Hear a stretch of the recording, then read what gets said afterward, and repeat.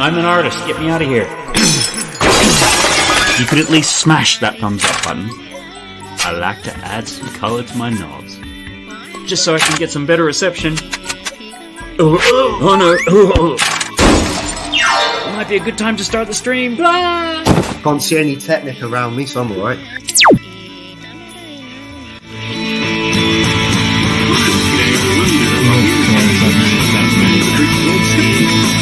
At least I know the sound's working.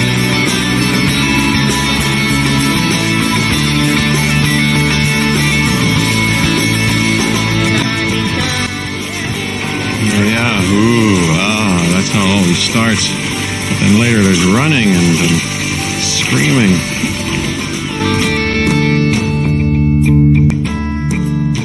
Hello everybody!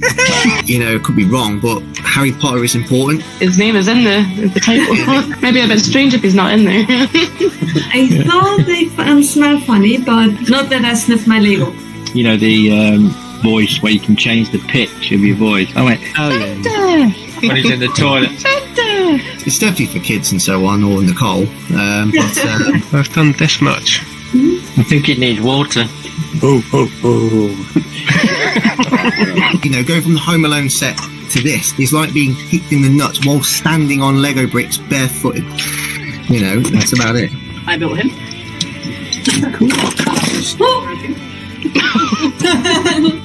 Partner's a bat ecologist, so he was like, I need to have all the bat stuff. That's why your camera was upside down. Yes. I know, it's just painful. But what's worse is the set was missing a wheel. So look, it's just got two front teeth there. I thought you hadn't finished it. You know, whenever anyone gets your Lego set now, it's going to be Technic. That is amazing. That looks like an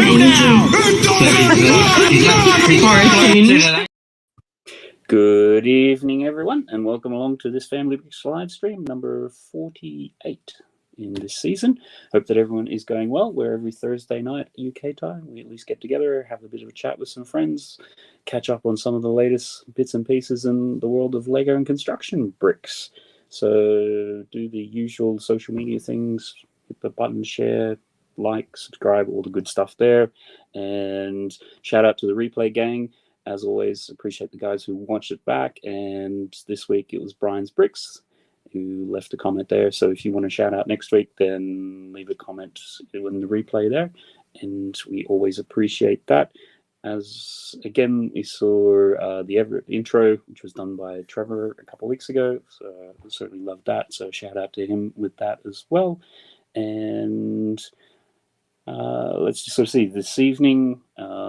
It's actually a bit of a special one. It's actually a year ago now, which I started doing these Thursday night streams.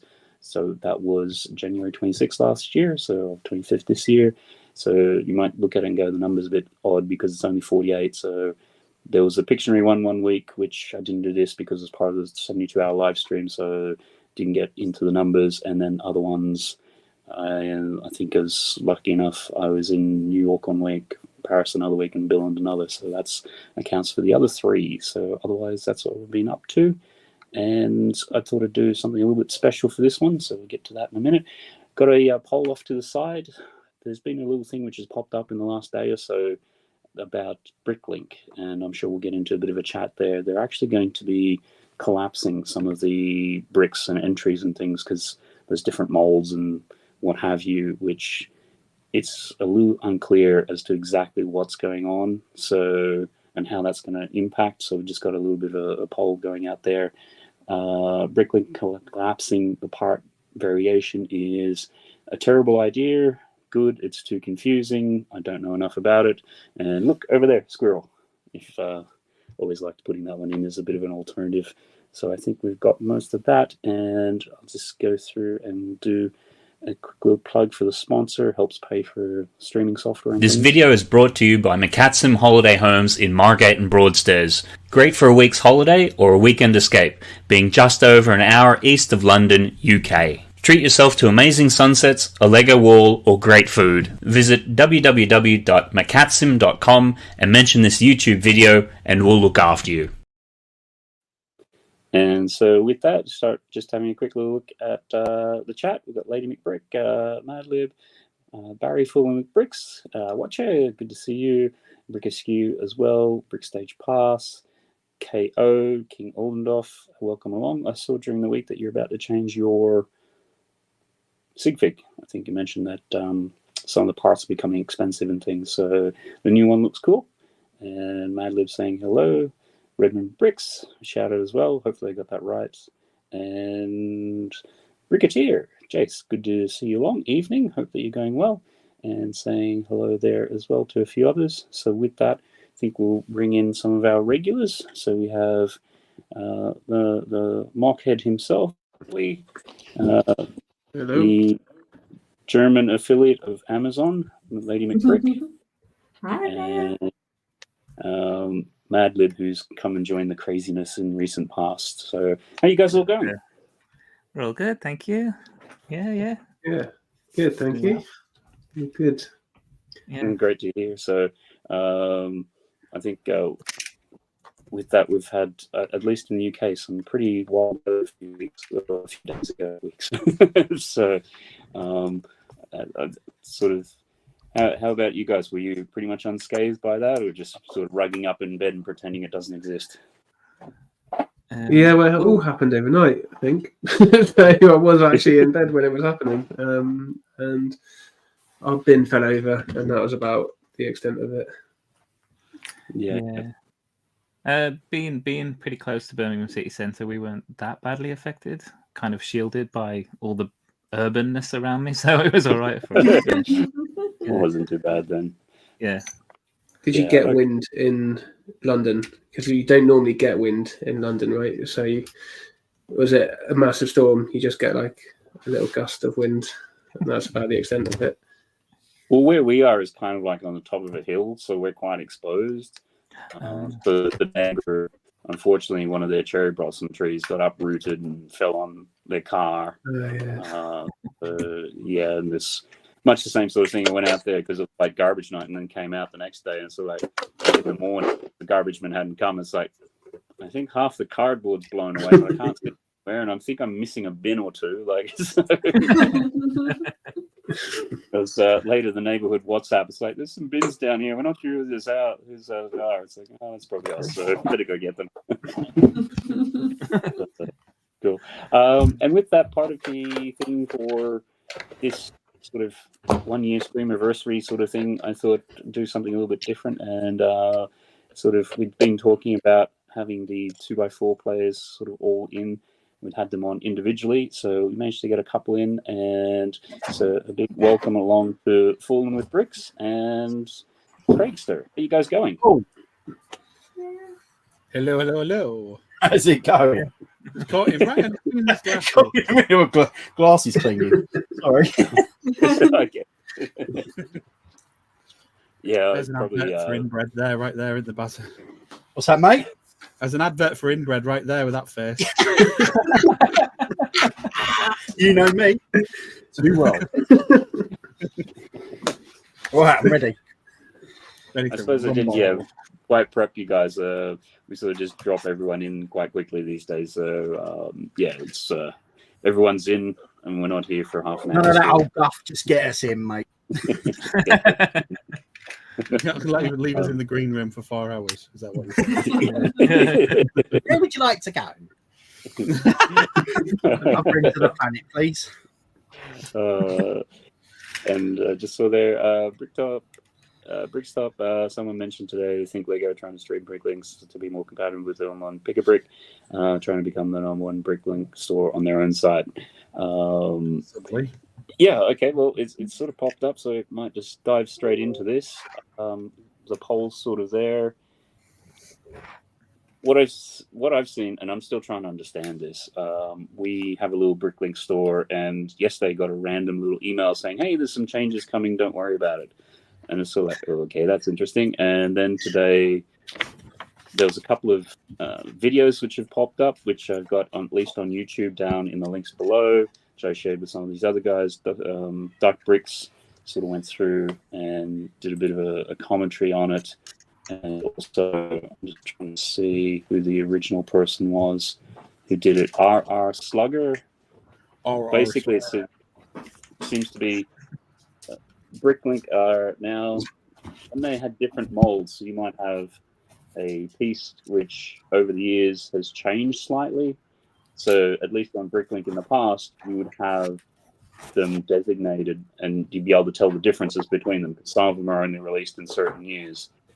The powers that be have now decided that they're going to collapse them all down. So if you had 2 or 3 different variations of the mold, it's only going to now show as one variation. For some things, it's probably not that big a deal, but there are some examples where it is a big deal because it's fundamentally changing the pieces. There's some 2x2 bricks, which some of them have an axle hole in it and some don't, and they're going to now say that they're the same.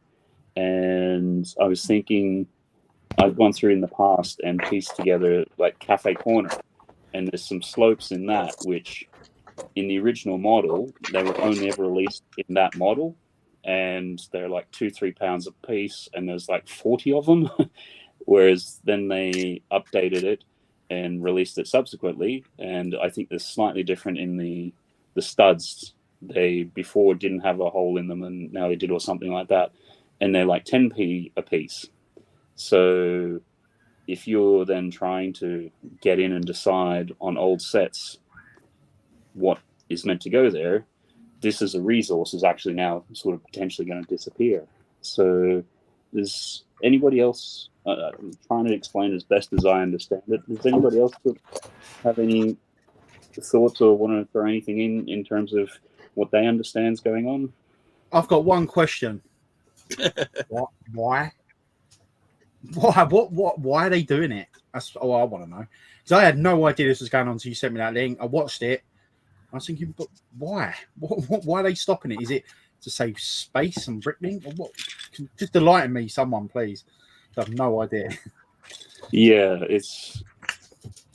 there doesn't seem to be any sort of official position as to why it's happening. It just sort of is happening. I mean, there can be speculation as to why, whether or not, and I think this is where Brickstop sort of pointing in there. Are they trying to move PAB into the Bricklink and trying to make the entries streamlined or something? Like, I just, yeah, it's a really good question. Why? Like, I mean, if anybody else out there has got any sort of thoughts or... You think they would have got other things to worry about that's a bit more important? It's nice having a different variants because, like, as a classic collector of old castles, for instance, this particular piece on there, I don't really want to put newer pieces on there if I had to. If I'm buying a new set and I'm trying to rebuild a new one. I'm not really a massive purist when it comes to modern sets nowadays, but of my old sets, I don't really want them diverted much from what they originally was.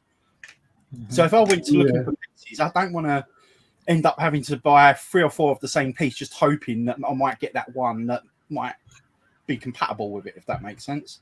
Yeah, yeah. And the other example that they've given...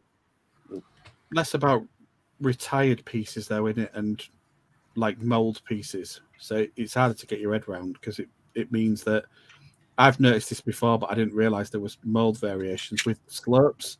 So like a 2x3 slope, you get some that've got a smooth feel to it and some that've got a rough feel to it. And they all just get chucked in my thing. It's not till I get them out that I think, these are different. I didn't realize it was that widespread as a change of the mold. I'm not sure it's going to affect old pieces, apart from when you try and buy an old piece, you might get a new, because the Bricklink seller is just going to go, well, I'm going to pick that piece out of my drawer and move them all into one drawer potentially. You might. Go on. So I was going to say, does it mean, because like your example, Matt, where you've got some slopes that were however much a piece versus the newer ones, which are considerably cheaper, does it mean that now those sellers who have got those pieces can't sell them on, or won't sell them on Bricklink? Like, there won't be any point if it's going to go for the cheaper price, presumably. And what price will they have to pick, I suppose? Yeah, they set any price, don't they? So they set what they want, but you wouldn't want to call all 100 of them that you've got if only 40 of them are the old mold at like £3 a pop, would you? Because you're not going to sell any. No. I suppose if you've got them like that, I wonder if some sellers will just have like 2 listings for slopes and then just in the notes say this is this style. Because you get that, right? And some sellers who've got like 10 of the same piece, take the same piece listed however many times with a slight variation in their note. It's a crazy thing because Lego haven't documented this. This is fans on Bricklink documenting it and creating the database. And now Lego are wading in with their size 12s and going, we're going to change the database because we want it all clean and tidy and matching our existing stock numbers.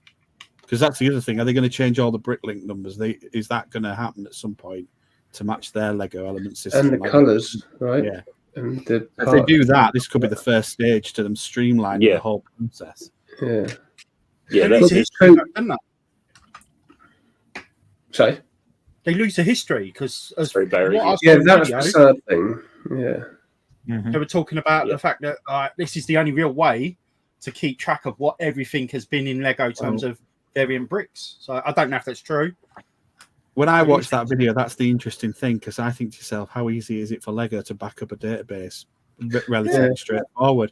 So they could back it up and then do a whole, like give it to their historian and do a whole little project on it and then put it in the museum or the Lego house and, I don't know, come up with, I don't know, a book or something that's the history of the different molds and charge us a fortune for it. Yeah.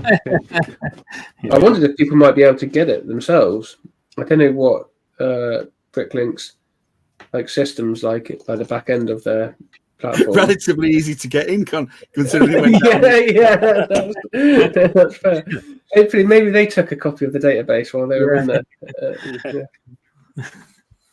But yeah, I don't know if their system's like open source or like open, so you could actually just get anyone potentially, hopefully, could just go and query their database and get everything off of it. Well, I was thinking about that, but isn't the one already on Rebrickable that does all this? Because this is it. Because queries Rebrickable, doesn't it? If it's not got the item. Yeah, there's already an API, but I don't know if there's like a license. So maybe someone could convince Rebrickable to get a copy of their database, and then then it can be kept there. Yeah, it doesn't have a problem, but no, it doesn't. No. And this is where I think one of them commented, it might have been our Slugger, what is Bricklink? Is it first and foremost a catalog of everything, or is it a marketplace? So it's sort of like, if it's a catalog first and then a marketplace second, then obviously the catalog becomes important. But if it's the other way around, which it seems to now be, where it's a marketplace first and a catalog second, it's definitely a marketplace. Yeah. Did it start out as a catalog? Did it start out as a marketplace for a catalog? I'd assume marketplace is what's going to keep it. That was a marketplace. Yeah, it started out a place to be able to buy the bricks that you wanted for mocking. The history of it. It's definitely a marketplace, but it's turned into a database to be able to list pieces for buying. Yeah. Become something else. It's a bigger resource. But when you think they're pushing sets through it, as in the Bricklink designer sets, they may be, like you say, they may well be linking it to PAB stuff. Because the interesting point about that is, do they then undercut everyone charging, because they could, their pieces? So if you go to Bricklink seller Lego, they could sell those pieces that are currently on the Pick-a-Brick cheaper than the listed price on Bricklink, because it costs them pence.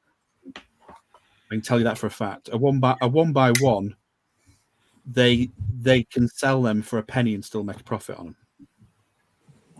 Yeah, it's like, from the plastic point of view, possibly. From the manpower to then actually go through and do it, I think that's where, having run a little Bricklink shop, it's the amount of time and effort that really goes into it, which so you couldn't undercut them, but they could undercut you. You'd hope their business would be scalable, right? If they're looking to do this, you hope that they've looked into being able to actually handle the manpower. One thing that could work in other Bricklink sellers' favour is if the shipping times stay rubbish for PAB. Yeah. Because if it's going to take 7 weeks, I think there's going to be plenty of people who'll pay a bit extra to get it quicker. Yeah, I wonder if there is manpower at all and Lego at one point in the future, because I could imagine if the operation is big enough, one Bricklink seller will not have robots do the job, but I always thought that Lego, at least eventually, will have everything automized. No human is picking anything anymore. Yeah, I think it is to some extent, right? There was a video that came out this week. not all of it. No, I wonder if it's mostly for sets. I don't know what pubs. Yeah, there's also the bit that show you when you're walking around. It's all electronic. Right. And then it's at the front and behind the scene, they've got people, people inside the machines and stuff. like they did with the base plates when we all walked past the big roll of base plate that had been rolled in and they were cutting it up. They were like, oh, no, you can't see in there. Yeah, but much like what you're saying is if I'm doing a mock and have been, I always go to Bricklink First because, you know, even the best sellers on Lego, which I keep on pulling things in and out of, they might take 10 days, you know, but anything else is what, 6, 7, 8 weeks if you're lucky, sort of thing. Yeah, 28 business days, isn't it? Yeah, which they make, and that's where Bricklink sort of always had a bit of an edge over it because, you know, if you don't care and you want to get 500 pieces in 6 months' time, then fine, whatever. But I don't know about you guys. It's usually the deadline of a show or something going, right, okay, I got a month to do this. I can't wait 2 months for pieces to arrive. Yeah, but I think they're going to move everything to the Poland plant eventually. They're just upscaling it. So everything would... basically, I think they've created the best sellers and the standards defined from what gets picked at Billund, from the... So what is the surplus factory, to when they could scale it into operation at Poland. And what they'll do is they'll just keep adding to it. And eventually they'll get rid of the best sellers and standard. And it'll just be one pick a brick. And you'll get everything that is current and available from Poland. And you'll get it within 3 or 4 days. That's what they'll aim for. Because they don't want you going to Bricklink and buying it. As much as it's still been bought from them in the first place, they want you going for brand new pieces from them. That's why they're upscaling because see the demand.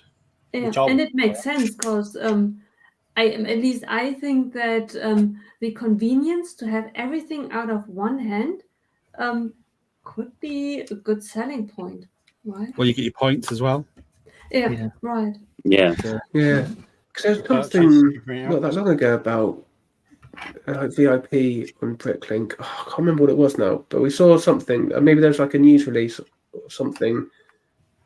We discussed on here. I need to go and look it up. But there was something where we hypothesized, like, what if you got VIP points through Bricklink? So maybe that was the first sign of these are the first steps. When you do the Bricklink Designer, when you go through and purchase them, they throw you across to the Lego website and get the VIP points there. There's something else though. Maybe it's to do with the Popup. Yeah, I know. I'm trying to remember what the conversation was. But obviously they tried that pop-up shop sort of thing where, you know, they had select favorite Bricklink sellers that, you know, Did you not once they put in. The pub wall thing? Was that through Lego? Was that through Bricklink? You have to go to a pub wall to get the parts, or did they sell? I think it was a mix, wasn't it? Or was it partly mix, through Bricklink sellers and part through pub? But it's only the, you know, sort of approved Bricklink sellers sort of thing, which in the UK I don't know of anyone who was one of the approved ones. So if you went and did it, and like, you know, sort of similar to when you do a Bricklink order at the moment, you go through and there'd be a certain list of sellers once they try to optimize it and whatever else. Well, if you weren't one of these approved ones, you'd just never be on that selection to begin with. So whether or not they limit it to the US, but that was around the same time that the hack happened anyhow, so they can, you know, if it was successful, it's like, yeah, it was successful. And if it wasn't, it's down to the hack happening at the same time, because they didn't extend it or anything. They still get the same data. There's a lot of people that don't use Bricklink as well. There's a lot of people out there that don't know how to use it, don't use it, get scared when they go on there. So then, about the shipping stuff, if you're buying it from abroad, so then they're not going to go and buy anything. So Lego thinking, well, we ain't going to get them to go there, so we might as well get them to come to us. Yeah, those. Easier less times, but it's difficult to use for me. I've heard a Lego one because I found it a lot easier, if I'm being honest. Yeah, it takes longer.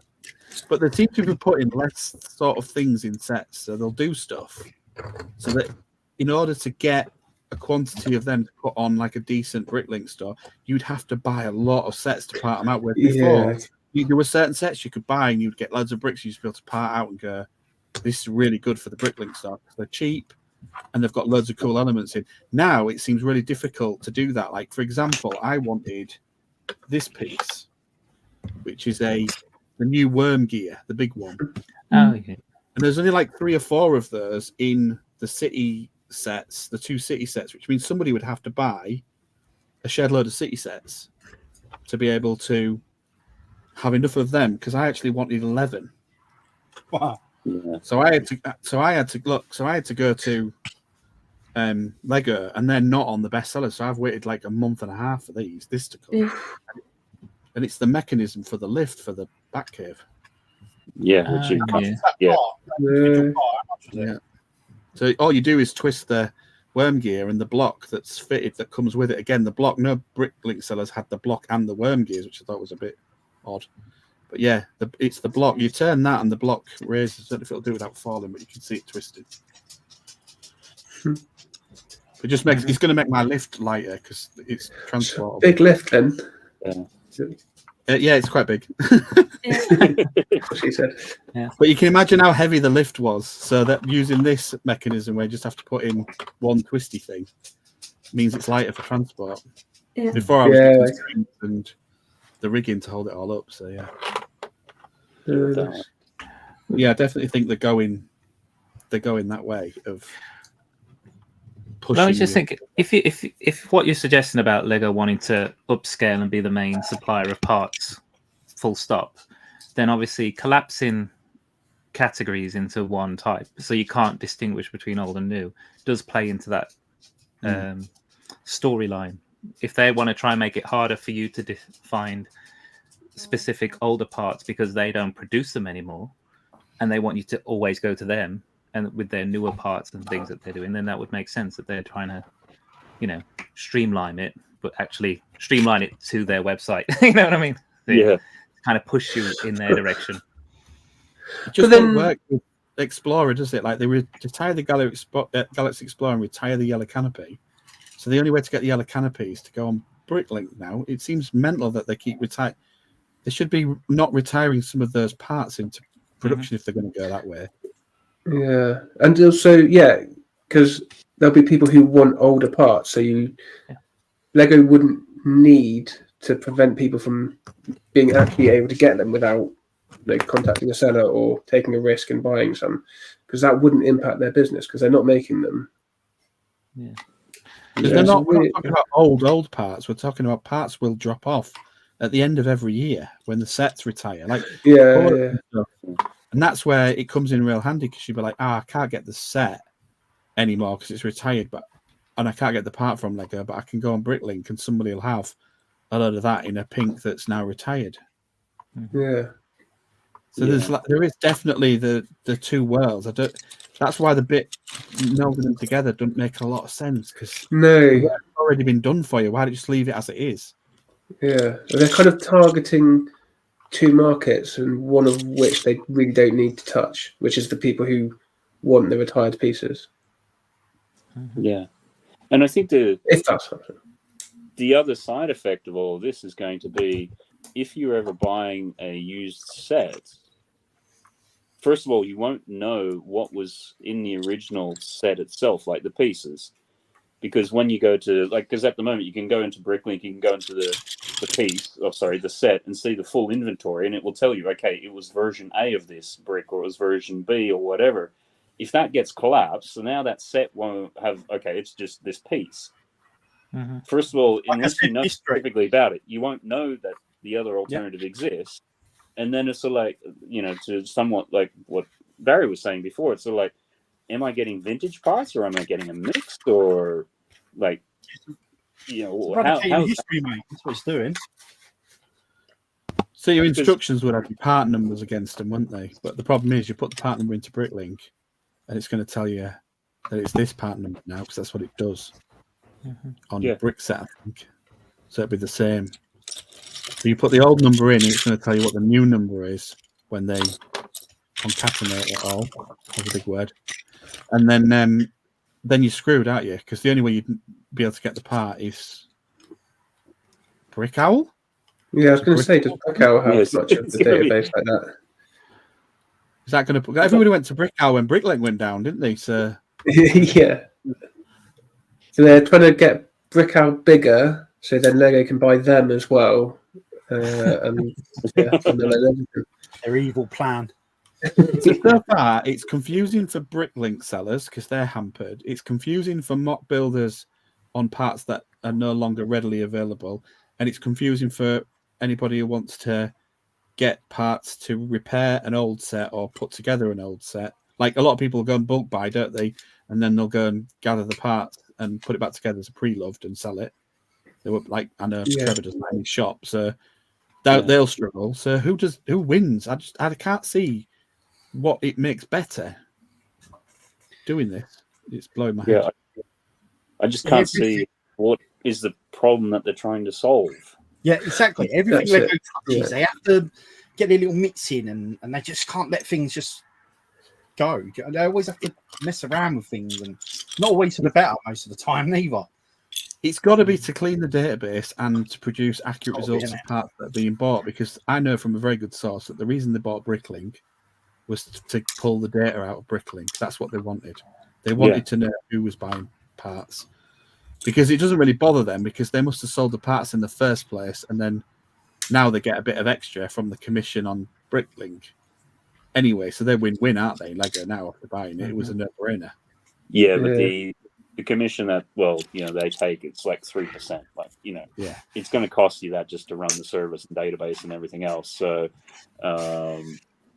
it always seemed to be more of a data play than anything. And the marketing doublespeak at the time, nothing will change. The next day, everything changes. Like there was no customers anymore, and that's where this has been a little bit frustrating, because it's sort of like you're making all these changes when we can all sit here and go, well, who's benefiting from this? What's just tell us what the grand vision with this was. And it feels like having this conversation much from back when they first bought it and started making all the changes and that, and they're doing their marketing doublespeak. It's like, why can't you just be honest with the community and tell us where you're going with this, so we at least understand? Or was the grand vision to be really confusing, so that nobody really knew what was going on, so that we'd have something to talk about on here and people would make content out of, and they're thinking of us lovely Lego content creators. Very altruistic. With our free advertising. By the way, if you've not used Bricklink or Matt Store, here it is.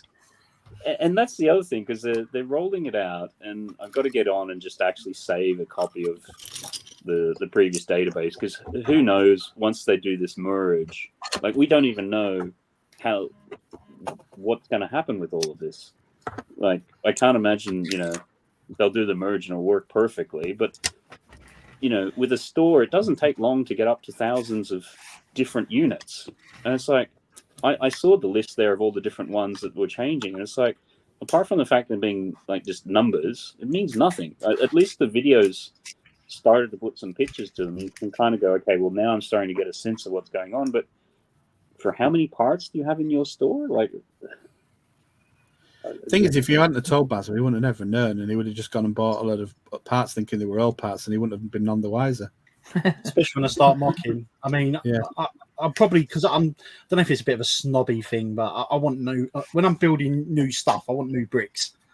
So I'm with you on that. I like that. Stuff from Bricklink, I'm going to get bogies stuck in the bottom of them and all sorts. Anything I really want to buy from Bricklink is a really rare piece I might not be able to buy elsewhere off eBay individually. You've got to get that piece that you know has been up somebody's, something like that. Put it in the filler. How many pieces was this? Well, 90% of them was new pieces, but 10% were very questionable. I'm sure it was originally a different colour. Yeah. New colour from my friend, when Trevor at the shop, Trevor's shop, this is Trevor Baker's shop in Brick Kingdom, when he gets bulk buys, my friend goes in and helps clean, because like Trevor's not fussed and he just goes and chucks it all in. My friend goes, no, we're going to take it home and put it in the dishwasher and clean it off. And some of the stories that Miles has told me about what he's found in those bulk buys of bricks would like turn you right off buying bulk bricks. I don't want to think about it. Go on, tell us. All of a sudden, We've got to traverse because it's all nice and bricks. clean. I'd rather pay premium and wait a year for me bricks to come, to be fair. Have you never sniffed your bricks from Bricklink? Sorry? Am I the only one? You've never sniffed your bricks from Bricklink? I must be the only one. Sniff them? Yeah, you check My it when sense they of come in. smell is I'm like, that was different. bad. It used to be like, Lego's got a distinctive smell. Yeah. When it first comes. I don't know what to say to that, really. When you want that orange headlight brick for your Kingfisher, you're gonna have to sniff your bricks from. So you probably won't get a new one. For you. Now we'll start seeing Basil sniff everything new. It's like, oh, new Funko. No, you Pops. got me paranoid now. I'm going to have the It's not going to smell like a nice fresh pair of box fresh trainers or something, or sneakers for the Americans. I'm gonna find you out next time on Discord doing lines of white 1x1 round dots off your table. Coughing them up, spitting them everywhere. Oh, Lord. Just a couple other comments here. The onus will be on sellers to write comments on each variation and justify that. That's a man's task. Yeah, and then also too, the fact is that you do your list of what you want to buy, and it goes through, and most of the times we'll choose a whole bunch of different sellers. It's not going to be able to pick up the comment differentiation. Obviously, it'll pick up the price differentiation. So if somebody's got the B part for 10p and you've got the A part for £2 each, which one's it going to go for? Which one am I going to go for? Yeah. If I've got to choose between you, the one's cheaper than the other, and it's like you're looking at it and it's just, oh, it's in good condition, but it's only 10p, and not read the small print of the other one and think, oh, that'll do, I'll get that because it saves me money. Yeah. But then even if you say with your slopes and you're looking for the textured ones, would you then, the only way you might be able to find them is to actually go through randomly any seller and hope they put comments on it. That's just unless you're completely desperate, you might just go, you know what, for the hour or two it's going to take me to filter this, I might just buy an extra whole bunch of them, and the percentages in a numbers game, it's probably more useful, more effective use of my time. And what's TJ sort of said here? Last weekend I was adding parts to my cart in Pab, and while I was doing it, the 16x16 dark tan plates in the cart moved out of bestseller. It was so frustrating. Went out of stock in Poland, basically, or wherever the Americans want it. I don't know if they are sending them. They will do, won't they? Mexico. Yeah. And Bricktop, I can't see Lego totally killing the Bricklink trade. There's an army of Bricklink store owners who buy a huge amount of sets. No, I don't think they will. I think it just doesn't play well, does it? Because they've got to go and buy a shed load of sets to restock. I mean, I'm a parts collector, and I just imagine running a Bricklink store would drive me nuts because there's that many different parts to keep everything in stock and stuff. Yeah, I mean that's why largely with the store the kids have is you just buy the new sets, so you basically then can go to the new set and go, right, this is the inventory I'm adding, and it's easier as opposed to the bulk thing, trying to figure out whether this is an A part, a B part, or a C part. But I don't know, maybe some big people have moved in, and think, oh, well, I can't be bothered with all this. They've just gone, well, they've had some feedback. I don't know how many new Bricklink stores suddenly popped up. There's quite a few big bulk buyers going around and I know that because every time I buy 16x16 plates from Bricklink, they usually got piles and stuff left on, they couldn't be bothered to take them off. Oh, really? if you want 16x16 green and you want used because you're just using them for mills so that you're going to cover anywhere, you don't want to pay a shed load of money for them because it's expensive. Yeah. So I just literally go, right, they've got 15 of them, I'll have all 15 because might as well, I'm going to use them. And they come, Yeah. and I'm like, all these extra parts that I've got. You can tell they're all from friend sets. They've all got like purple tiles stuck to them. I'm like, this. Into the dishwasher after I sniffed it. Before and after. Bogies first. Yeah. Yeah, it's interesting with the Bricklink sort of thing, because they keep on doing this. Like the pop-up shop was an interesting one, and now if they're starting to collapse this and things, it does make some Bricklink sellers sort of think twice about some of this stuff. It's sort of like, well, where are they going with all this? Am I just wasting all my time with it? Yeah, it's a really hard one to know what's really going on with it all. Yeah, I mean, I don't know who the larger people that buy from Bricklink is. Are we going to like speculate that it's going to be mockers that are buying large quantities from Bricklink because it's cheaper and quicker, or is it going to be just general? I don't know. Who else would buy vast number of parts from Bricklink? It's usually for mocks, right? Isn't it? It's usually yeah. So then I know there's a lot of mockers, but they're not going to be fussed, are they? Too much about it. What about the custom people? Where do custom people get their stuff when they're like printing up figures and stuff like that? There's a lot of different accounts of where people get stuff from, but they usually try and get the minifigures as cheap as they can, but they want them brand new because then they're going to remove the prints to reprint on, aren't they? So they print on tiles as well as other bricks as well, don't they? Yeah, and you'd want to print on new as well, yeah. Yeah, you would. I don't know. I could probably find out, but it's changed that many times. I know one custom printer I used to use used to get it not really correctly and got found out, and then got a letter of cease and desist type thing. But yeah,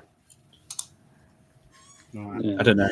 It's a difficult one, isn't it? Because from a mocker's point of view, I can completely see that we just go and buy parts, but then I'd see the people who want to put sets together again and get the old classic parts and sell them on eBay or wherever.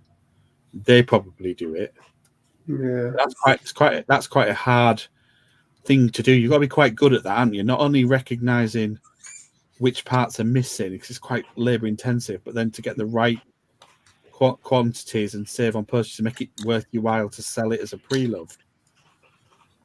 Yeah. So I think the ones which I've seen which work, or they can get them to work, is some of the earlier modulars, because obviously they're hard to. Well, if you're paying $1,000, $1,500 for a sealed set, all of a sudden if you're looking at a pre-loved one for a couple of hundred, and then usually a couple of them I've seen that they've really gone. We take our time to you look at it and they've got 10 for sale, so they've obviously done it in quantity to try to make it worthwhile. Yeah. I don't know, because who's used Bricklink on here other than me, Ollie? Obviously, Matt, you do. Baz has never used it, have you? I've used it about 3 times, and that's to buy 2 sets and a handful of shields, but that's it. Yeah. So I can't really speak too authoritatively on this. Just see what I see, really. I'm the same. I've only bought a couple of retired sets and some small pieces, just a handful, so not a lot. Yeah, but I'm not a mucker, so I don't. Yeah, and mostly buy from Lego themselves. I used to buy my Sigfix parts from Bricklink, but now a part of my hair, everything is on Lego Superpole online. I just go there. It's almost the same price, and I can just go there and buy it all at one place. Mm-hmm. It's way easier. Yeah, there is something satisfying. I'm sorry, Matt, go for it. Yeah, I was just going to say that there is something to. If you've only got one lot of postage, which Lego, if you spend more than 50, you're probably not having that as opposed to 3 or 4 different sellers. And yeah. Sorry, Ollie, what were you going to say? I was just going to say there's also something just quite nice about getting it from Lego new. Like, I find it more satisfying, but then maybe it's because I do it. Bag. yeah, there is that. Yeah, especially the last time I did it was about a year ago. Now it's like £200 worth, like birthday present, and yeah, that took ages to go through that. Yeah. I bet it smells nice, huh?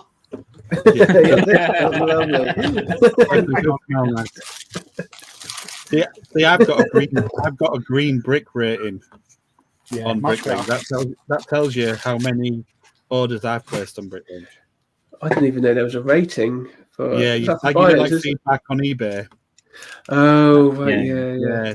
So mine's between 100 and 499 to give you an idea. And that's the thing with Bricklink. I mean, it's so hard to use and everything. And I think even I used to do orders and then I'd have against my wish list and go through manually and, go, right, I've got some of these parts, some of that, some of this, some of that. And then it wasn't until like Ollie's mock stream a couple of weeks ago, just by pure chance, the BrickBot said something in the chat about it. Like, oh, yeah, there's a button over here. And it's like, oh, I've always wondered what that button was. And it's like, that will now save me hours of having to update stupid lists and things. And, as somebody who's been using Bricklink for quite a bit on both sides as a buyer and a seller, there's still things in there. It's like, I don't understand how this works.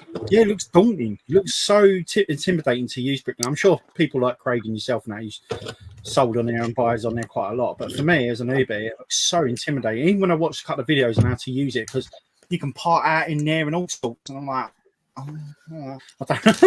It's too intimidating. Very old school UI. Yeah, it is. Yeah.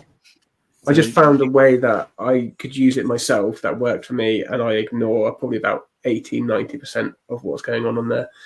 I just got my own system because I'm not going to try and learn their whole system properly because it's ridiculous. My top tip is create a wanted list, right? You create a wanted list with your staple bricks in, bricks that you know you're going to use regularly. And you leave them in there. You can put any quantity you want. It doesn't make a difference. Because when you go to a shop, say you're looking for a specific part, when you go for a specific part that you're looking for and you've browsed their shop, it will tell you if any of those things are in your wanted. Yeah, it pops up with a little heart, doesn't it, or something, or like says that this is on your. It's really good if you're like me and go through like 2x4s in dark bluish grey. I put them in there. And then as soon as I see it, because the thing is, if I'm going to buy from somebody and pay the shipping, I want to get everything I can afford from that shop. So I will. Yeah. You find yourself going through every category as well, do you? It's just scouring through everything they've got. And but if you can go onto their actual store, and there's a function there. You go into I think it's wish list or your list. Yeah. If you click on it, then it will tell you out that list what's in that store. Yeah, that's what I do. So I put everything that's like, you can do a wanted list for, like, you can drop tiles in for models that you've bought instructions for. They'll give you a parts list to drop in and create a wanted list on Bricklink, which is great, but I end up never building them because you get daunted by how many parts it costs. Like, I think I got a big UCF Firefly once, and it was ridiculous the amount. It's going to cost about $2,000. I just get a dog son. Need for a change there. And then you get so what I do is go into my wanted list and create a wanted list of parts that you know you're readily going to use, so that if like these 1x2 grey plates, just the normal classic 1x2 grey plates, they're in my wanted list. So if somebody's got them when I go in and I wanted, I don't know, this weird thing that's happened to be on here, I'll click on the wanted list button in their shop, and then I can make up the order with stuff that I know I'm going to use. Mm-hmm. That is my top tip. Yeah, very handy in being able to do that. The only problem I find with that sometimes is if you are doing it and you've got like, a dozen or so different places you're ordering from, by the time you go through each one and you get all the different parts out of it, all of a sudden you went there spend like, for the whole project £100, and then because you got all these additional parts, all of a sudden you spent 200, and it's like, okay, all these parts now. Like, that's exactly another reason. Yeah, that's another reason. Yeah, but I just clean it all out then. I just go, I can't afford that. I set a limit of what I'm going to get, and I just clear it all out. Because I do get carried away. I've had it up to like 150, and I've done now 150 quid, and that's it. Because your postage is going to rock it, innit, when you start adding loads in. It's worse when you go on Lego, Lego's far worse because everything's expensive. By the time you put it all in and you get through to checkout and you look at it and you go, have I gone? I wonder if I've gone over the 50 quid. Too right, you've gone over the 50. Yeah. Like Yeah, 500 quid. A couple of torsos, a couple of weapons, Yeah, 50 Lion Knights torsos going out of there. couple of printed pirate flags, and that's it. Oh, yeah, God. that's gone. Yeah. It would have been cheaper just to buy the Lion Knight's castle again. Yeah, that's what I did. That's why I bought another one. It was cheaper. that is in its essence, though, is the beauty of LUGBulk. When you do LUGBulk and you do it as regularly as I've done it, and it is a bit of a pain, but when you get that box full of goodies, there's nothing better than all those bricks that have been all in the packs, and you've got like decent quantities of them as well. Yeah, I've only done it once, but yeah, it was an amazing feeling when it turned up, and yeah, I just laid it all out on the sofa, and it's like, you see the people who Lego drug. I'm going to get 50 of these, and then you get the bag, and it's like this big. And you go, and there's somebody next to you've got 1,000, and you're like, oh yeah, I should have got that. And then after you've done that, you take out like 1 or 2 of the parts that you actually use, and the rest sit in the box in the cupboard for the next. See, I've never done that because I always planned ahead and knew what I was doing it. And everyone used to go, "Oh, it's been that long, I've forgotten what I was buying it for." And I was like, "But if you buy like plant elements, like stuff like that, minifigures that you're not got it, and big bricks that are filler bricks, then you know you're going to use them." Like, I'm running out of this LUGBulk rapidly. I had about 5 cups of these, and they're now down to that. I haven't gone big enough to be able to use up all of my LUGBulk. I think I have used at least like bits from each bag or like type that I got, but yeah, I don't have the space to do like a big castle or anything like that yet. Yeah, I think I got about 350 or 400 dark bluish grey 1x1 bricks from Lego because I'd run out. And when that came, it was like little mini LUGBulk because that was in its own little bag with the quantity. Into the drawer. Smelled good too. Yeah. Smell test. Smell your pab cups as well, or your pab boxes now, because you never know when them little kids have gone like that in the and AFOLs. That is the other cheapest way in it. Pab walls in it is cheap. Yeah, definitely. And you go in and you think someone's shown you a picture of it, and it's like, oh, there was loads of this brick on it, and now there's none. And you go on Bricklink, there they all are. Now I've got postage to think about as well. Damn it. Yeah. As opposed to driving in the car with the fuel, paying for parking, and but that didn't happen. I just go quickly around and see what people are sort of building or taking part or doing this evening. Ollie, sort of kick us off there. What are you working on? Or it doesn't look like much at all, but I'm trying to build rocks. I'm trying to get like a tower of rocks. So yeah, I'm working on a mock. Is this sort of like another one of the square type ones that you've been sort of working on, or just like little, I don't even know what you call it, like little vignette type things, or? Yeah, it's like a plate like that. So just a 32 by 32 plate. Okay. And then that will sit on there. And then I've got, actually, you can see him over there. That's like a statue. Oh. Yeah, I think that it was on your Instagram or something. Oh yeah, I did put it on Instagram. Yeah, this guy. Yeah, cool. I did my first like character build, so I'm gonna have him. Alright, so I'm going to fall apart now. 1 second. Well, I have him on rocks, and then I'm hoping to try and do crashing waves, like waves crashing on the rocks from behind. Nice. I was trying to think of the word, and it's a diorama in it. That's what we're thinking of. Yes. Yeah. Diorama. That is it. But yeah, so that's what I'm working on. So what? No tree with it? No tree. No water effects on this one. Trees or water.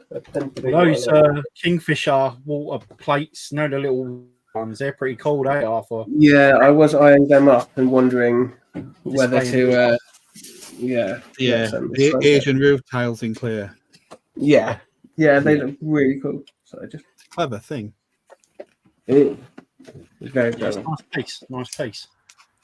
Are you excited about that set, Barry? What the Kingfisher? The Kingfisher, yeah. I know you were excited at first at the thought of it, but I don't know. I was buzzing for it. It was one of my big ones that I was well excited for. Yeah, being an angler, loving Kingfishers. I know Craig loves Kingfishers as well. He was quite excited for it, and then saw the colour. Thought, what are you playing at? Yeah, is it off colour or something? I've heard about this, but I and Craig could tell you as well. The first thing I did my nut on was the eye. I absolutely went mental about the eye, and then we sat there for weeks figuring it out before people started showing it. There he is. Was this a microphone? Is that what it is? Yeah, microphone in the back of a headlight brick. Okay. It's the fact that they stuck the eye on top of the head like a snout. I don't know how anyone didn't notice or even mention it. Craig did, and then all of a sudden I see everyone mentioning it. I was like, "Come on, how did you not?" It was the first thing I saw. Maybe I'm being a bit overboard because it's near and dear to me. I love them so much.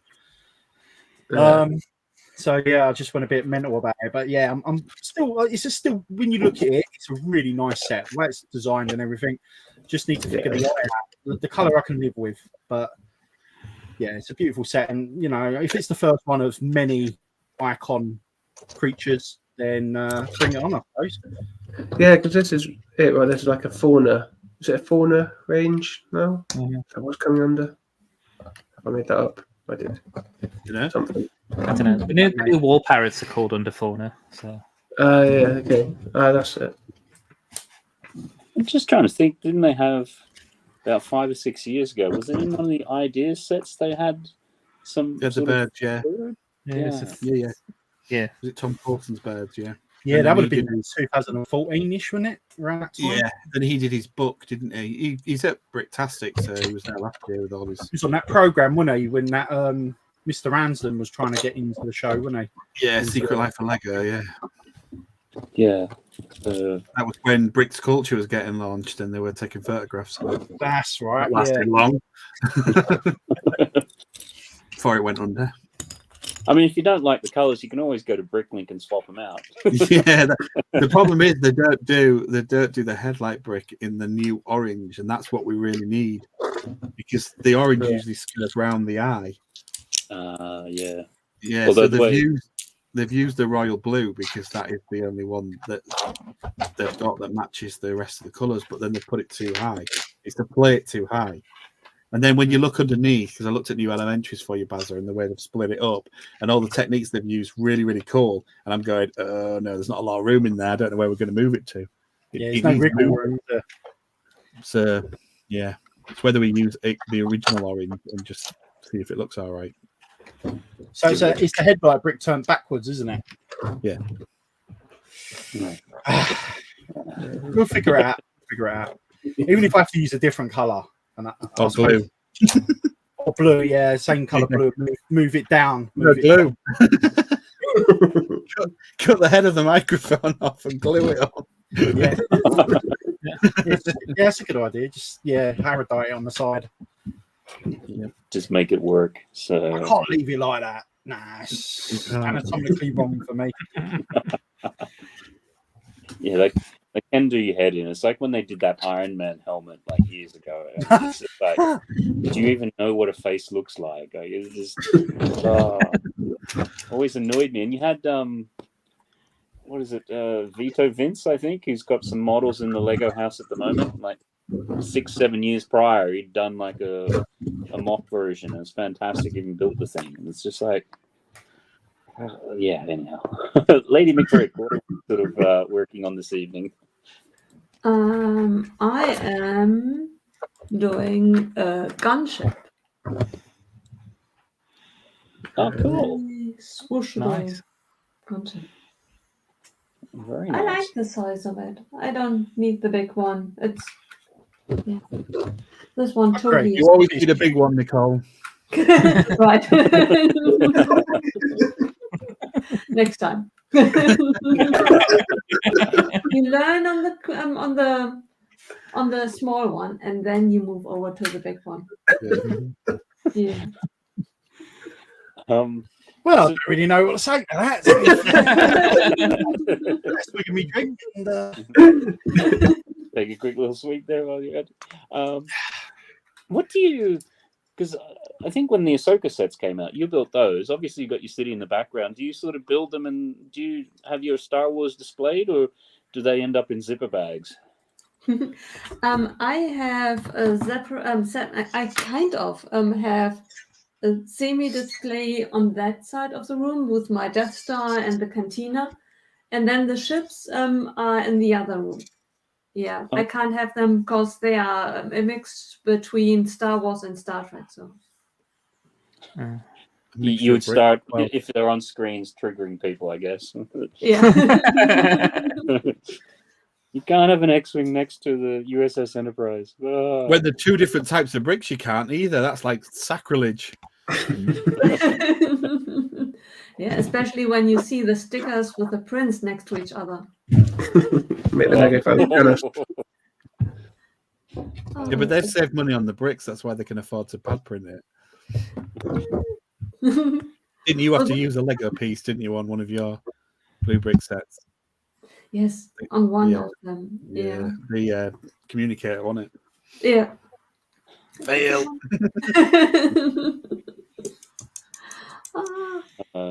Obviously, thinking about that. Well, Craigster, what are we sort of looking at building or thinking about, or just having a good old chat? Yeah, I'm not building currently because it's too. This is a break tonight. It's too intense. I'm building the. There's like a little area that I'm trying to do a gym in, so I've got like a fighting ring, and then I'm going to have weights and like exercise stuff on there, and on this one I'm gonna have a little like training dummy thing for them to fight. Yeah. So yeah, I'm working on that. I'm just trying to get this one section finished this week. And is that when man? Oh, sorry. Is that when man over your right shoulder? That's 1/3 of it. Yeah. Yeah, that way. Yeah. That's the top. Yeah. Yeah. Nice. That shoulder. You're a good beast then. Oh yeah. And that shoulder, it's there and it's there. It's everywhere. There and there and there. So Ollie, is that modular? No. Don't think so. Well, I don't know. I haven't seen it, but not if it's just the levels. But we'll leave it at that. I'm not going to have that conversation again. It's transport. The worst part about it is definitely transporting. It's all right if you're doing little things. I've done little things, but this is the biggest thing I've ever had to shift, and it's going to be an absolute pain. There's 3 huge sections, and then all the way in Manor on top. Do you have a van or anything? Do you have to take it'll it? Fit in the car. It's just getting it out of the car. I mean, I've got Scotty. You've been doing it on your own. Help me bring it in. Yeah. So when you go through and do your Wayne Manor and things like that, do you do any sort of designs digitally, or how do you sort of approach it, or you just sort of have bricks and start building? Yeah, so I was going to save this for Mockheads, but a little sneak thing. I don't build digitally. I do sometimes, but I like to use parts that I've got. So I don't like to if somebody says I've got a load of these parts, I'll go, and I can't use them, I'll go, okay, I'll have them and I'll use them.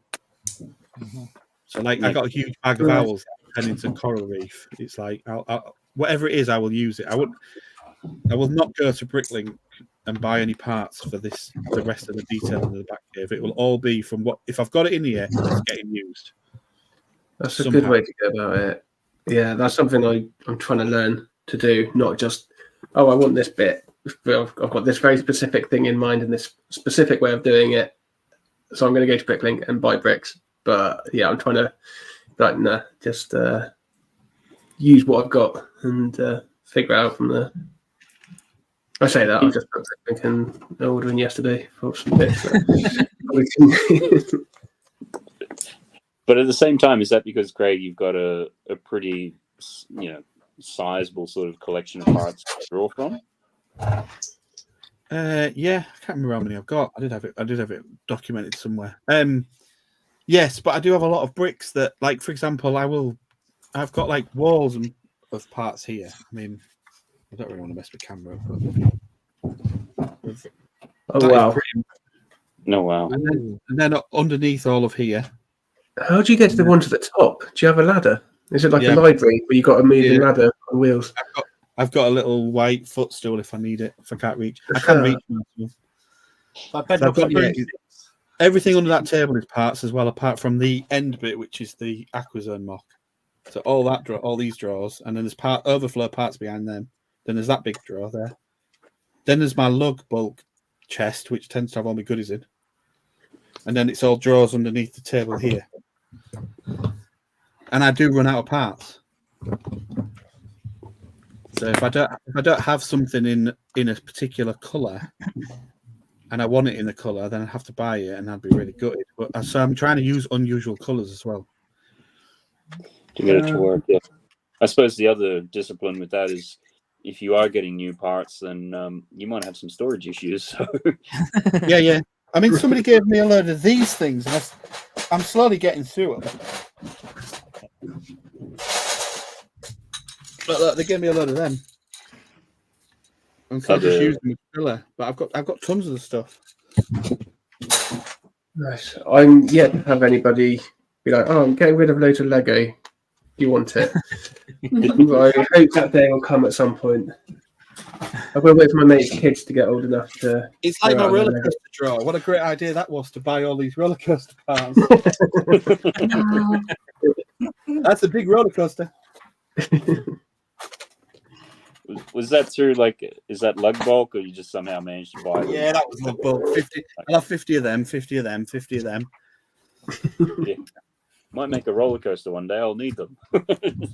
Well, I actually use them for the. I'm going to use them for an elevated rail system. So I've got all that sorted, and I also use them for in the Aquazone mock, because basically I don't know if you know the original Discovery Lab set. I've supersized it. The original 1996 Aquazone Discovery Lab. I've supersized that. And to get from where the subs land to like the control room, I've used a load of roller coaster parts hidden in the rocks so they can get to where they're going. Because all my stuff has to function and be playable. It can't just all be pretty. So like the Batcave, you've got to use the lift. You can't imagine him getting to that platform. There's got to be steps to it. There's got to be working gears in it to get everywhere. And I imagine that me and my lad would play with the figures in the Batcave, because that's what I would have done as a kid. Obviously, that never happens, but that's the way I set my designs out. Same with the castle stuff; it's got to be all usable. Can't have fake doors. All the doors have got to work. Everything. So, yeah, quite amazing. Where are we at here? Let's go back to that. So yeah, that's part of your design, I guess, philosophy or whatever. That it's got to be functional. You can't sort of be jumping around the floors. It actually has to be, if minifigs were alive, walkable sort of thing. So yeah, that's it. If the minifigs wake up when we go to bed, it's like Thunderbird 2 and buying a load of actuators and actually trying to get the legs to come down so it would lift up on the pod, and it kind of will do it, but it just doesn't look right. So I took them all out, and if I show it, I just put them in fixed rods with the pod up and everything in it. But that's minifigure scale, so it's like massive. I mean Lego minifigure scale, not like scale to scale. Scale to scale. So for you, when you say minifig scale, what do you take that? How do you determine that? Just from like Lego sets themselves. So if they've got like a 6-wide car, that'll give you an idea of an 8-wide car's too big for me. So I think 8-wide trains, 7-wide utilities, 6-wide max car. That's how I would do it. I think an 8-wide car is too big to fit in with the roads and walking around in the building. But then the buildings have usually got to be at least 5 high to get a minifig, so you don't want him banging his head. Yeah, because if you've got doors as well, right? The door frames and windows and stuff help to set the scale, don't they? Yeah. Yeah. You just Especially work now for they're that. making longer legs on the figs. But in real life, they'd have to duck under the door frame anyway. So yeah. Get through it that way. Yeah. Okay. Brilliant. All right. It's just got to look right when you look at it. I think it's more like eye to. Yeah. That's why I did it with the museum. Why I moved it, because it just didn't quite look right until I'd added the basement, and then it looked a lot better. Yeah. It was just off a little bit, especially against some of the other modulars. It's just slightly out with it, and it's now whenever I see the museum, it's sort of like, yeah, like anybody else has, it's like, no, it needs to come up a little bit. The basement's not right. Just makes some sense, but they would have put the price up too much. That's the problem, isn't it? Yeah. Yeah. And if they did everything and we didn't like have any ideas off it, then it'd be boring just building sets. Yeah. It's like if I got Gringotts, I'd want to redo the bottom section. It's just too vertical. It should be really long. It should go all the way under Diagon Alley. It should be. I was expecting it to be like quite at least a little bit, right, and then make it fit with Diagon Alley properly, and yeah. Yeah. You see what I didn't on the leg more than what he does, but yeah. But that may have been the whole thing, is that for anyone, has anyone seen anybody who's done that? Who's sort of like had Diagon Alley with that there and then had like an expanded vault underneath? Probably will now. I've mentioned. Yeah, someone pick up on it. I think someone has done it. Oh, I can't remember. Maybe they were just talking about it. Yeah, someone will if they haven't already. Wait till BrickOwl Chicago. It'll be Chris's first mock, won't it? So. I've got to buy 5 Diagon Alleys for my first mock. be a load of Technic without any front wheels. Like, how can I get this thing to move without Technic? Yeah. I know, roller coaster. Yeah. So, okay, brilliant. And Foolin, what are you sort of working on or building or just around for cat? Working on me.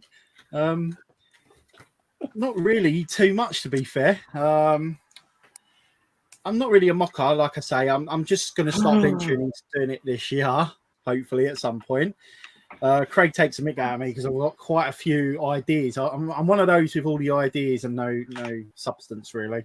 I've got a lot of ideas, but there's 2 particular ones. I'd like to do one by the end of the year for Christmas. Hopefully, maybe submit it on ideas. And then I came out with one a couple of days ago, which I think is definitely something that excites me to do. It's going to be hopefully tie in with the Jaws set coming out. I'm not going to say what it'll be, so we'll say from now. But hopefully it'll be pretty cool. It's going to take a lot of detail. So yeah, I'm looking forward to it. But I mainly use Studio. You know, I haven't got the parts like you guys do when you're doing mocks. So yeah, I like using Studio though, right? What do you do in Studio? Well, I've only really done 2 proper ones on Studio. I've done. So you're a mocker? Not really. Yes, you are. Mando Homestead. That's a mock. Yeah, I've got to be excited by that. I was excited by that Grogu and Mando Homestead. Everybody jumped in with 2 feet and threw it out there as quick as they could, and they've just done these little tiny ones. I thought, no, I'm not going to do that. I'm going to make like a sizable one. So I took my time for a few weeks, and yeah, I was quite pleased with the result. I also did a castle last year or the year before, a wooden castle that was based on one of the older originals, Black Monarch's castle, and it came out really nice, and it was received quite well. But yeah, I'm not somebody. Sorry, sounds suspiciously like mocks. Yeah. No, I didn't say he was a good mocker. I said he's a mocker. It sounds like you guys use something and you put them together and you think, how the hell did you get to that part? I could never do that. Mine's got to be very straightforward and basic. No, it's not. You're asking me questions about the blooming homestead thing and you were getting all intricate with that. Not really. Yeah. happened upon pieces on the side. That's all. Could have renamed you to Humble Bricks, you. But you see some people at shows who have done mocks out of Duplo pieces, so they don't have to be complicated.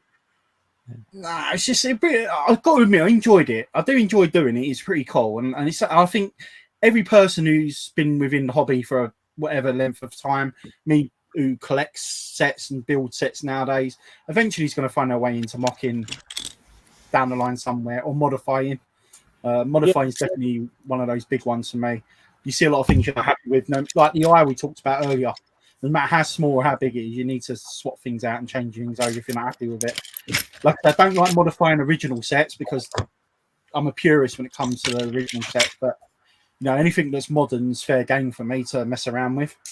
So, but yeah, I've got two planned this year.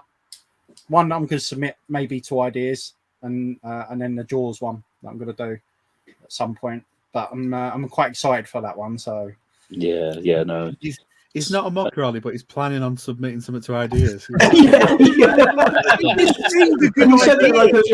just going to have a go at mocking this year, and just my first one, I'll just put in ideas. It sounds good in my head, but if it actually comes out any good, it'll probably be a load of old tosh, but you've got to give it a go. It might be all right. Have you seen ideas? Have you seen ideas? Yeah. Yeah, that's a There's good a point. lot of old tosh on there. Yeah, that's a good point, I suppose. But, yeah, in terms of anything going on at the moment, mock-wise, not at this moment. It's just, like I say, I've got loads of ideas I'd love to do. I wanted to do an American Wealth in London mock. I wanted to do a Jack the Ripper mock. Never got around to it. Still on the list. I suppose at least with the Jaws one, because I know you're a bit of a Jaws fan. I'm just trying to remember, a couple of years ago, did you do like a video of your Jaws collection, or am I confusing you with someone? No, it must be someone else. My collection's all packed away at the moment. But eventually I will get it out, because I've got a lot of stuff, and I'd love to spat once. Like I say, I'm not going to talk about the room. I'm fed up with talking about my room. I really am. Once the room's sorted, I'll put it on display and all that, because it'll make me smile. A bit like with my castles, not many people see it because I don't really put it out there, but when I walk into the room and I look at my castles and just catch myself just looking at them, it just brings a smile to my face. Yeah, I think that's that moment. Okay. Sorry, I do love that moment when you walk into your room and you just see a Lego set or just Lego. And that moment of joy is like, well, it's like yeah, cool. Imagine if Craig walks in and he looks at the way he's done his castle, it's fantastic. And you think, it's a lot of hard work. There's a lot of way to go, but I'm quite proud of that. And that's, that's how you got to feel, isn't it? I imagine you spend a lot of time. Sorry, I keep interrupting you, mate. Oh, what's that, mate? No, sorry. I was just going to say, I imagine Craig must spend a lot of time just staring at that castle. I can imagine. Trying to work out how to do it, yeah. Yeah, or just staring. It's not quite as nice as looking at like Rivendell and stuff, because you just sit there and go, Yeah, that's what I mean. You sit there and you look at a nice set and it just makes you feel happy and smile, you know? That's what it's about. That's brilliant to be able to, just take the time to enjoy it and appreciate it for what it is. I think room for me is a big one. If I had room, I would build galore. I mean, not only build I'd love to have a model railway system, but I can't do that. But the next thing is I'd love to have built a Jurassic Park. I'd love to have done my own Jurassic Park. I'd love to have done that, but just don't have the room for it. If you had a massive room, there'd be a huge Jurassic Park mock on one side, there'd be a Hornby Railway on the other, there'd be a shed load of castles in a stand, and there'd be you're banging your head on all these Airfix planes. That's what would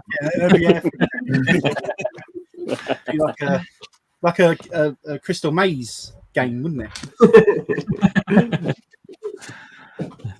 Stop the fans, please.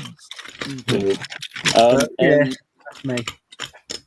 And Martin, what are you sort of working on or building or doing? Today I'm just doing the micro scale haunted mansion. Haunted house. That's it. Yeah. So I got it today actually. It's my weekend purchase for the double points. So yeah, Okay. putting that together. Yeah, it came. I'm surprised it came as quick. Actually, they're actually getting a bit better with their deliveries. I have to say, Lego, compared to what it has been in the past. But yeah, so yeah, I'm just doing that now, and yeah. Oh, brilliant. What am I doing? Yeah, I did my first Twitch stream on Saturday, so that actually went well. So I was quite happy with that as well. Yeah, YouTube, Brilliant. Twitch.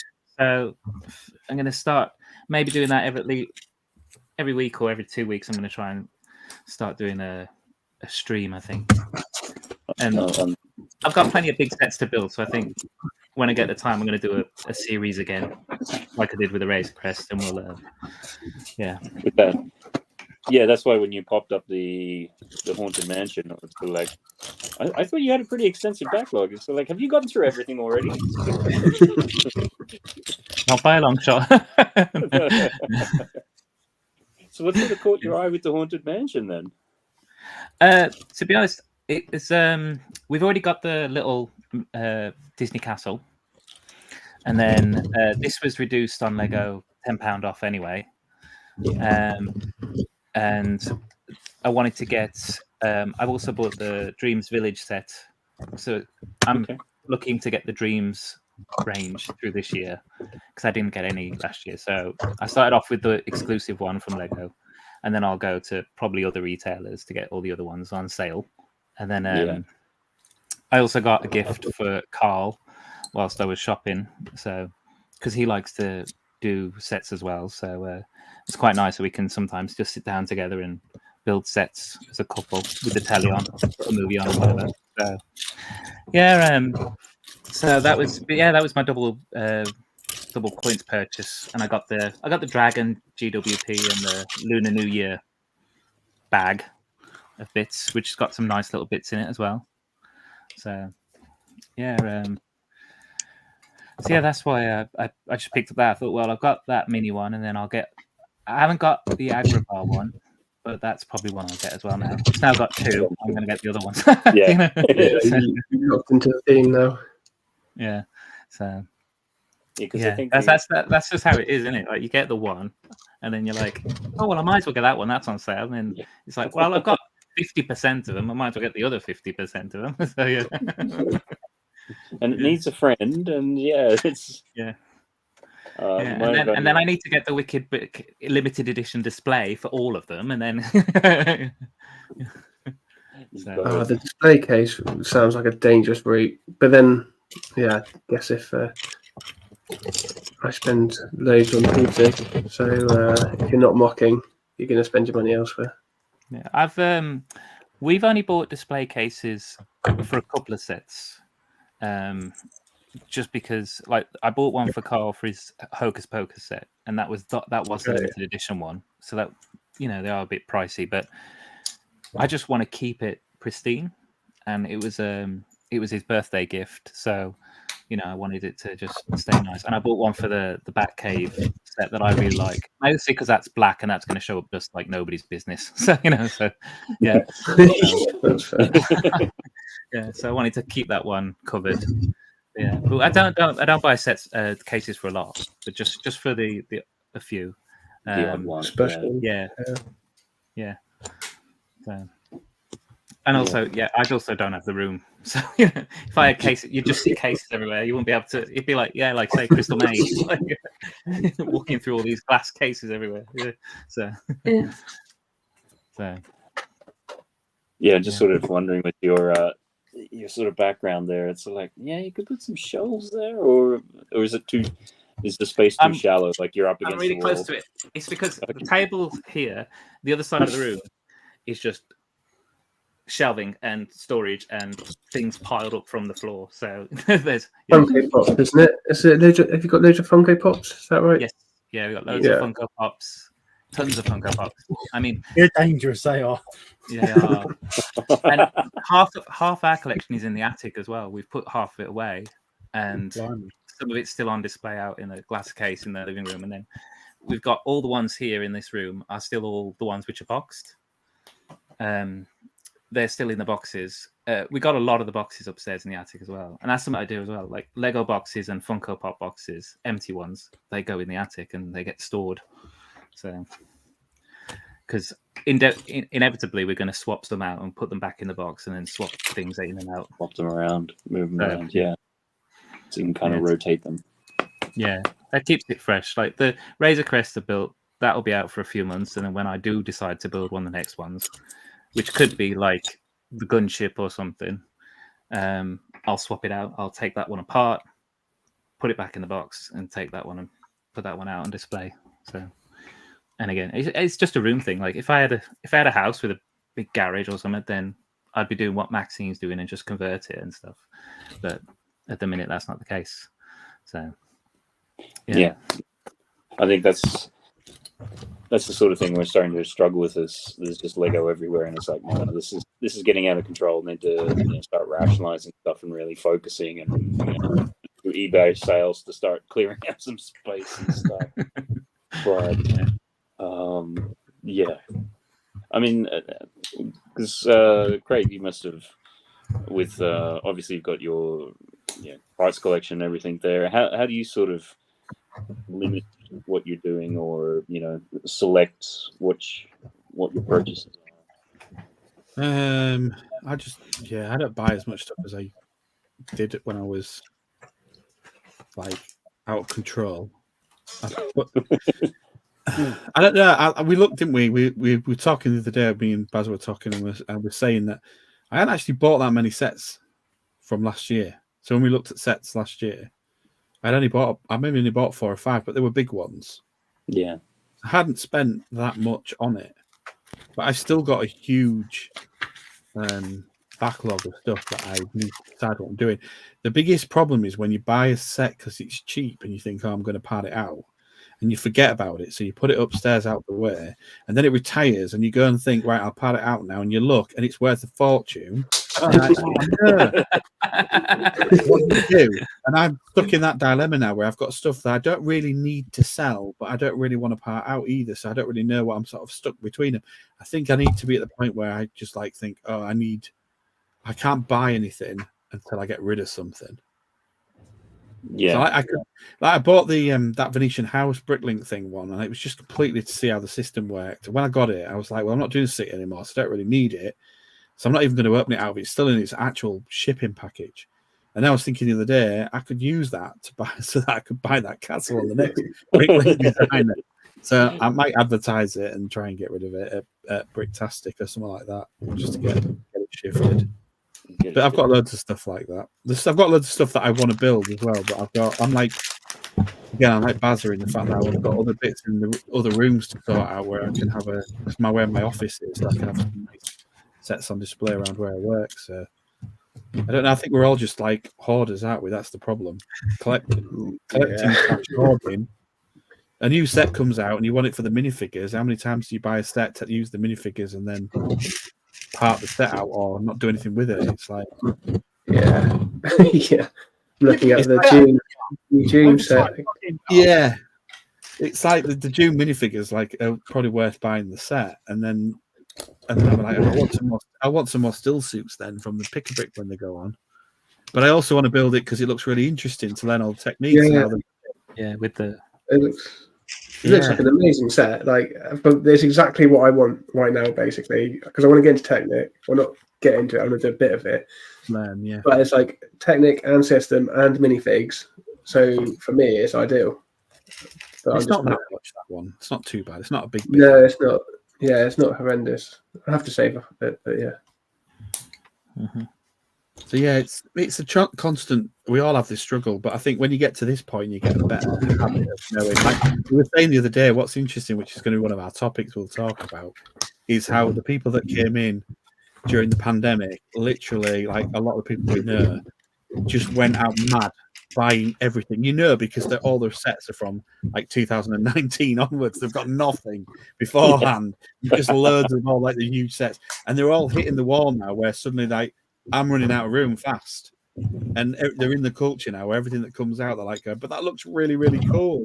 We've got really good sets coming out this year, and they're all thinking, now I've got the real headache of how do I deal with this? Or if I start getting into mocking, how's this going to work? Because you will have to break up display sets to mock. Yeah, that's the thing, right? But then that changes your perspective on Lego as a whole, which I think is really healthy. Like, it's not. I think you become much more discerning, and also there's much less like FOMO, or like, so you're not that fussed if you don't necessarily get every single Lego set. Yeah, it's all about evolving the hobby, isn't it? Sorry, Bazza. No, I'm saying we're spoiled for choice now. There's so many decent sets out there. Not perfect, decent sets. You kind of have to narrow down your list. Like we've talked about, like my wanted list, my wish list. It's gone from 90 sets down to about 12 sets now. So you've got to get up a bit, or it just ends getting out of control completely. You end up buying like 4 or 5 sets a month. You know what I mean? Big sets and that. So it's definitely easier once you get into mocking because it's easier to buy parts and collect parts than it is to just keep buying big sets. Yeah, you've got to put them somewhere, and then you've got to break them down and put them away again. And a lot of people don't like breaking sets down. You know, some of us are like quite happy doing it, but I know a lot of people have anxiety about breaking a set down that they've built in because they remembered how good it was to build it and how good it looks. But you can't just like shift it and stick it in a box. You need to take it apart, to clean it and bag it, put it away properly. And I've got loads of sets like that. So I've gone through that process of like breaking down all the modulars because I've got no city, so they're all getting bagged up, put into really useful boxes and going up in the loft. I don't want to get rid of them because I like them, and it'd be nice to build them again one day. But I found with the modulars, same. I like to go through and build them and see the experience and everything like that, and then very quickly started.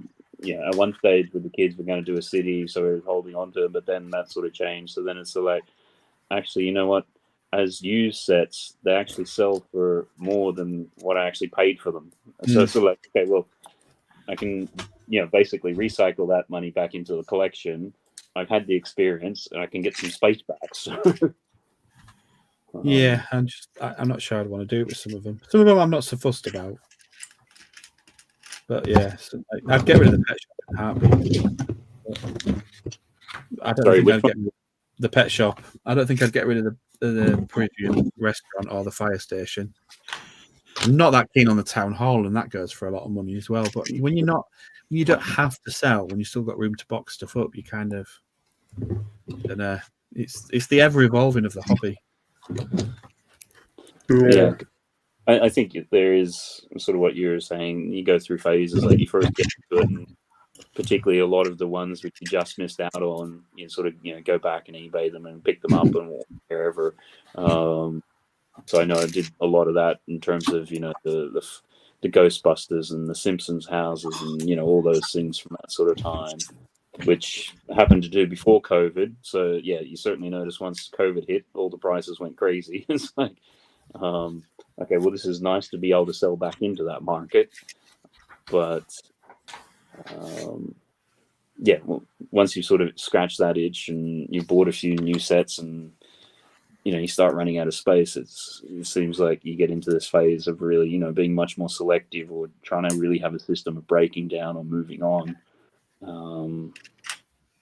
Yeah, well, that's where I went though. So like when came in 2014 when I joined the Lug, and we were getting like offers from Lego for 50% on sets for event supports, and you're doing like in those days like 9 shows, like 9 proper charity shows in a year. That's 9 lots of 50% sets you're getting, and you're not going to go for small sets. You're going to go for big sets. So you suddenly end up with LUGBulks and like winning raffle prizes and getting stuff for going to shows and the event support on top of everything. So when everybody was coming in sort of 2019, I was hitting that wall at that point where I'd already then decided, which is why I started passing on everything. Somebody'd say, "Are you going to get that?" I'd go, pass. And that's where the Brickstage pass came from, because I just used to say, somebody'd go, "Are you buying that set?" And I'm going, "Nah, passing on that one." And they'd be going, "You don't buy anything." And I went, "Nah, So I've got too much stuff. Too much stuff. I'm 5 years ahead of where you're at. Yeah. I remember saying once, I think it was on like a Jang's Patreon stream, where I said something about I've actually bought something this week, and Jang spat his coffee out. You bought a set? Well, you said it was quite good. So. It was only a poly bag, but yeah. It was a big one.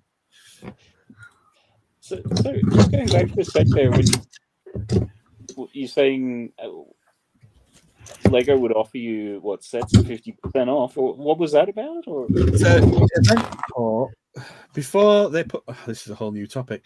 Before they pushed fan media, right? They were pushing lugs to do all the shows, do all the community engagement, everything, and the events were their version of the online content that now their fan media create. Okay. So if you were a recognized lug, you would fill in an application for event support for the event you were doing. And in those days, there was no limitations on it. So there was no like one lug could only do it for 3 events, which they brought in later on. And then they got scrapped it completely. And in that were a choice of options you could have. So you would usually get like a box of 2x4 bricks in whatever color was that year's color. So say it was blue, you just get a huge, massive box of those, and that would be lug resources to use for your own, like building or taking to schools, etc., or filling brick pits. That's how it all started. The brick pits. That's where the bricks get from. And then on the sheet also was the ability to have so many participants were allowed to have a 50% set. Now, it worked out about 47 by the time you'd done the funding, but you would basically go to everybody who's exhibiting saying, right, you've got a thank you set, you can pick any of these sets. So we literally picked off the thing. So for example, we did a show at I think it was NightsCon in Doncaster at the race course, and they let us pick the sets that people didn't want to take up the slots, and you have to fill the slots. So they said, well, because you're exhibiting, you can have another slot if you want it. So we took another slot up, and I ended up getting another slot as well because nobody else wanted it because they couldn't afford it. So I ended up with Slave 1, right, at half price, the Tower of Orphanic at half price, and the what's it called? The Mines with Smaug. I can't remember the name of the actual set. Mines of Moria. Mines of Moria. No, Oh, it's Smaug. Oh, yeah, the mountain. Yeah. Oh, the Lonely. All of those 3 sets, and they were all 50% off, and they all came in November, and Slave 1 didn't come out till January, and Lego sent it to us in November. This is way before like meeting, no embargo, no nothing. So those days, if I'd have done a YouTube channel, it would have just gone ridiculous because we were literally the first lug that was doing a show, and we were the first lug to get all the sets, and they used to come from the staff shop. So you can imagine that building over 9 events, and then another 9 events the next year. You know, you're getting Ninjago City, you're getting Ferris wheels, everyone's getting pirate ships. You know, when they redid the ship thing, it was Ghostbusters Firehouse. Old fishing store, all those things were 50%. Oh, man. We were flooded, so you ended up with like loads of stuff. I mean, you had to pay 50%, but who's going to? Yes, yeah. At Disney Castle, I got that 50%. So yeah, it was crazy times before the fan media got all the stuff. The lugs were getting it, and they were getting the proper lug support as well. So they were getting sets like you get 3 brick banks, for example, if you were just a small lug. So some of the big lugs must have been getting 6 or 7 brick banks, and then they were just doing a raffle between the members to who won the brick banks. So it was just like a lucky chance whether you got one. You got one with that. When did that really sort of start to change, or you sort of think? I can't remember what year it was, but they switched it up to the tier system that they've got now with tier 1 and tier 2, and the other tier 3 that they got rid of. And they then phased it out after that. It was the last year, because the last year they said you can put in a Millennium Falcon on your event support. So whenever the Falcon came out was around the time of the last year event support. And you could put the Falcon on, but you could only order 2 per lug.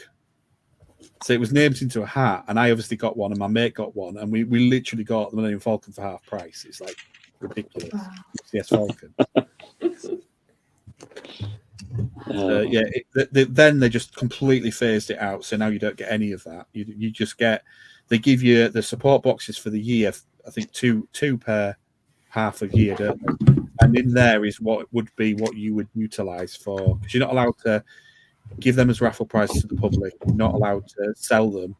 You can only use them internally with the lug. So they tend to use them for like internal raffles. I don't know how everybody else uses them. Our lug used to use them as an internal raffle. So you'd have that raffle at an event, so you'd get thank you sets and plus a raffle prize maybe. But yeah, it was pretty mental times in the beginning. Yes, it's always interesting just to sort of see how it sort of changes over time, because I think when I first started going on to our lugs, it was the tail end of that where they were still getting decent sets and in quantities and things, and now it seems like there's not much of that going on. No, it's pretty rubbish. You used to get stuff. You used to know what wasn't selling. So the brick, surprise, the brick bank did not sell well at all. So if you've got a load in your support box, you knew that it was something that they were just trying to get rid of. And then they do also at the events. You also used to get we used to call them the random bags of shite, but they weren't. It was funny, but they weren't, because they were like bags 2 and 3 of a set. It wouldn't be a full set, and then there'd be another, there'd be a 5 and 6 of another set, and then there'd be 1 and 2, and you used to get them all in a big box, and literally it was like hungry hippos. At the end of the event, you just used to chuck them on the floor, and everybody used to dive in and try and grab the bag with the parts or the figures they wanted in it. And sometimes you get lucky and there'd be a full set in there, like a full UCS Hoth set or something that Lego just chucked in. But it's all the stuff like the extra bags, when someone's missing a bag from a set and they have to go and get a new one. It's like the machine had gone, it's messed up and the weight of the bag wasn't right, and it chucked it in the overflow thing. Well, Lego couldn't recycle it, and they couldn't repackage it out because it was in the system. So they used to send it to the lugs. Now what they do is send it to the charities like Fairy Bricks, send it all to them. But you used to get loads of good parts. We used to part it all out, you see, like a parts draft, and then you'd go and get a bag of all the bits that were really cool. And somebody and them olive green slurps that I'm using on the underwater stuff. It was like somebody said to him, "You'll never use them," because nobody wanted this big bag of. I was like, "I'll have them." And the left hand side of the hinge brick. I think it's the left hand side with the pin. The left or the right? I can never remember. The left hand side, it had no right on it. It was like, no one wants these. Why have they only sent us the other half sided pin and not the other side? And I was like, I'm having them, and they're on the manor because they're a downpipe for the drainage thing. Ah, yeah. Nice. The downpipe, yeah. So see, clever part usage, isn't it? That's what it's about. Yeah. No parts useless part. No. Right. That's what I say. I used to take. I've got everybody's rubbish in here. I take everybody's stuff. They'll go like, I don't want that, and I go, I'll have it. Rag and bone man. Yes. Hello. Hey, Hillian. We had the chat about Bricklink sort of towards the beginning of the stream, so that went on for a little bit, and I think that gets to what you were saying a bit earlier. In with sets, you only get very small quantities of some of the new parts and things, because I noticed when I was first getting into back into it out of the dark age, and that I tried to re-brick together sets which I was interested in, but just out of the parts which I had, and you could do 98-99% of the set quite easily, and the ones that you didn't have didn't really matter too much. Whereas I found more recently, forget it, there's just parts that you've never seen before, and it feels like even just keeping up with some of the new elementary, it's like, oh, and this is this month's 200 new parts, and this is it's just like, wow, there's so much coming through now, and almost like from a Bricklink point of view, if you're going through and trying to Bricklink out some of those, unless they're sort of like a narrow sort of band of parts that people are going to use, most of them are probably never going to sell. No, like a lot of the specialized stuff weren't. It's difficult with a lot of it in it. I know when I get my labels from the Brick Architect, who's got a blog post, and he'll update the labels every so often. But there is a point where you're thinking, I'm never going to have enough drawers, so I'm doubling up on some of the things because if they're very similar, like I don't know, like a steer horn and a tooth, they'll be very similar. You can double them up because you're not going to have lots of quantities of small parts, but some of the bigger ones, they start to retire them. You're thinking, well, I'm not going to get rid of it because I can use it, but where do you start putting it? Because their color palette and their turnover of parts is significantly increased. So with the change from 3 years lead time from design to being on the shelf, they've gone to 2 years to keep up with demand, which means their parts and colors recycle quicker as well. So you're losing like parts that you might have a shed load of, and then you're getting another new part to add to another new drawer. It's like no room is ever going to be big enough. It's endless, isn't it? Just constant. Yeah. Which is why when anyone says I sort by colour, I just laugh. I'm going, you're losing the will then, because you can't do it. There's that many different colours. Like we've got a brand new colour this year of that orange, that extra orange, and they've got rid of a colour. But does anybody know what colour they got rid of? I can't remember which one it is, but they did get rid of one of the colours. Was it the trans? Oh no, they swapped trans brown with trans black, didn't they? Yeah, was that last year? Yeah. I think it was. No, it was this year. They got rid of it. They didn't lose. That wasn't a loss. That was a replacement. Well, I hadn't actually heard about colour being lost or discontinued. There's somewhere somebody must know on a blogger out there that which colour is not being produced, because they were talking to getting rid of the coral colour at one point, and I asked when I was the ambassador, I specifically asked on the LAN if they were getting rid of the coral, and I couldn't get a straight answer out of anyone. And loads of people joined in saying, "Yeah, we want to know if that's going as well and what it's going to be replaced with," and they'd never get back to us. Yeah, and even the naming on that, like I think from what I can remember, they wanted to have consistent naming moving forward, blah blah blah blah, and then that was one of the first ones because the long name is like Coral Light something or other, like the technical thing for it. But then even when Lego was doing it, it's like, well, they've got the official name, but they'll just call it Coral. And it's like, well, yeah.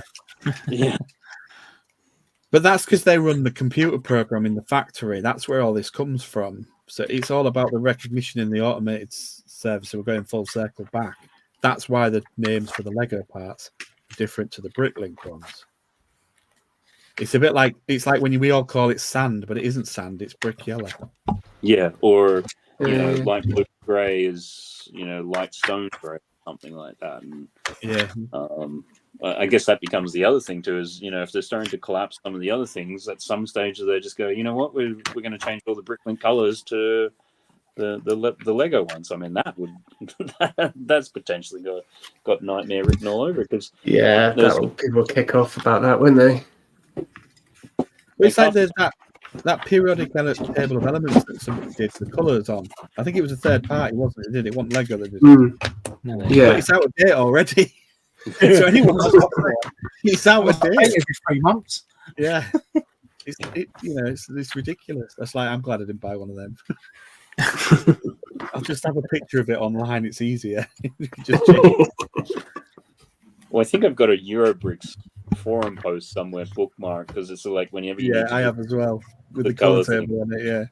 Because particularly before stud.io enabled you to do mosaics within it, I'd be using like third-party ones or something or other, and you get the name in one format and you'd have to work out what the equivalent one was, and it was painful because even within the programs they'd assign different numbers for different colors.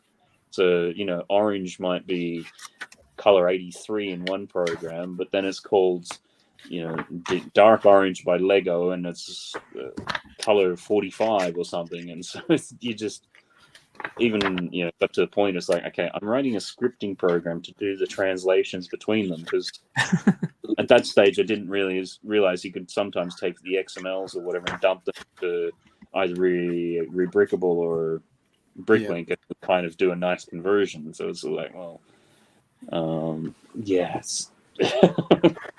So the way my memory works, because that's why I have the labels, because I've got like semi-photographic, so I'll know once I know where the labels, I know where the parts are. So that's a massive advantage. But the way my brain works is if I usually remember what set the part came in. So if somebody said to me, I wanted this particular part, and I'd go, that was in that set. I then go to Brick Set, I look at the inventory, and then when I click on the part, I can click on that, just the heavy lifting, and it'll take me to Bricklink, and then I can buy the part. So that's how I do it, because I find it easier to remember when it was in a set. So the only problem you've got is not in any of the sets that you've had. But to be fair, majority of the like really decent pieces do end up in like one or two big sets you buy. Yeah, because I think the third piece, I wouldn't know what the number was for it, but I know it's in Rivendell. So if I just go and look at Rivendell, it'll take me through. There'll be like a lot of different colours now. Yeah, I've got some in grey the other day. Oh yeah, what set was that in? They came in grey. Well, the fern piece, did you say it's in grey? Yeah, like bluish grey. I've got some in it. I can't remember what it was in, but it was upside down like a stonework in an arch. So I thought that was cool. Yeah. Yeah, they've gone quite quick with that piece and recolouring it or putting it in laser colours. A double one as well, haven't they? They've expanded. They made it two. A double one, yeah. Yeah, because they're perfect tree because they make the trees need to be strong to transport because transporting trees is an absolute nightmare. Yeah, every show that somebody putting a tree together, it's like, oh my god, I don't want to do trees. That Viking village was genius. There you go, little trees, bang, done.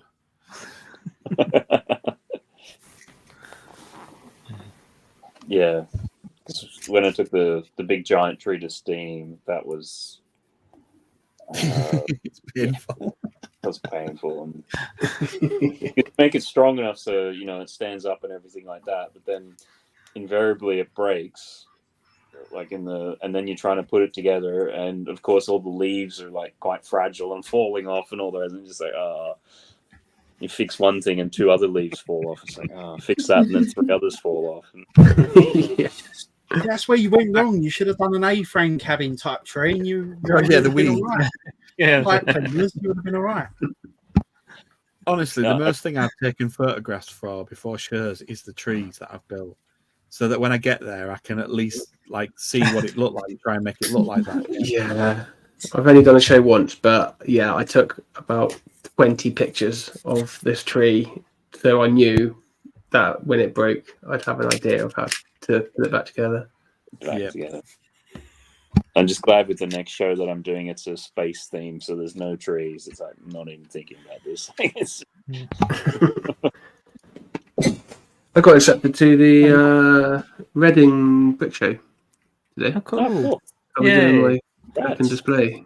I do want to figure out what I'm going to build. But yeah. When's that? That's end of April. Last weekend of April. I think they moved it forward. I think it was in May or June. It was on a really hot day last year. Apparently. But I think they moved it forwards also. I looked. Somebody put a calendar up the other day. I looked. It's absolutely mad. It's rammed. Is it? Yeah, I've not many paid any attention to it yet. Yeah. Okay. Yeah. I think I may have dropped it in the group. Just saw the. Is it not Bricktastic? It's one of the brick ones. Yeah, and it was sort of just with their shows alone. I think there was 30 of them or something. Yeah. Oh, the Brick Festival.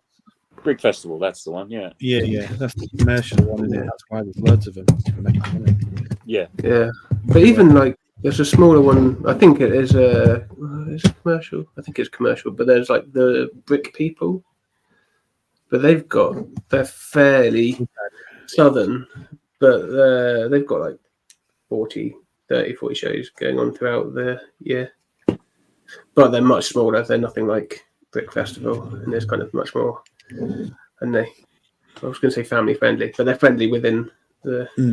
I only do the charity ones. I make it easy for myself. I just do the charity ones, and if it's too far and not worth the expense of traveling, I don't go.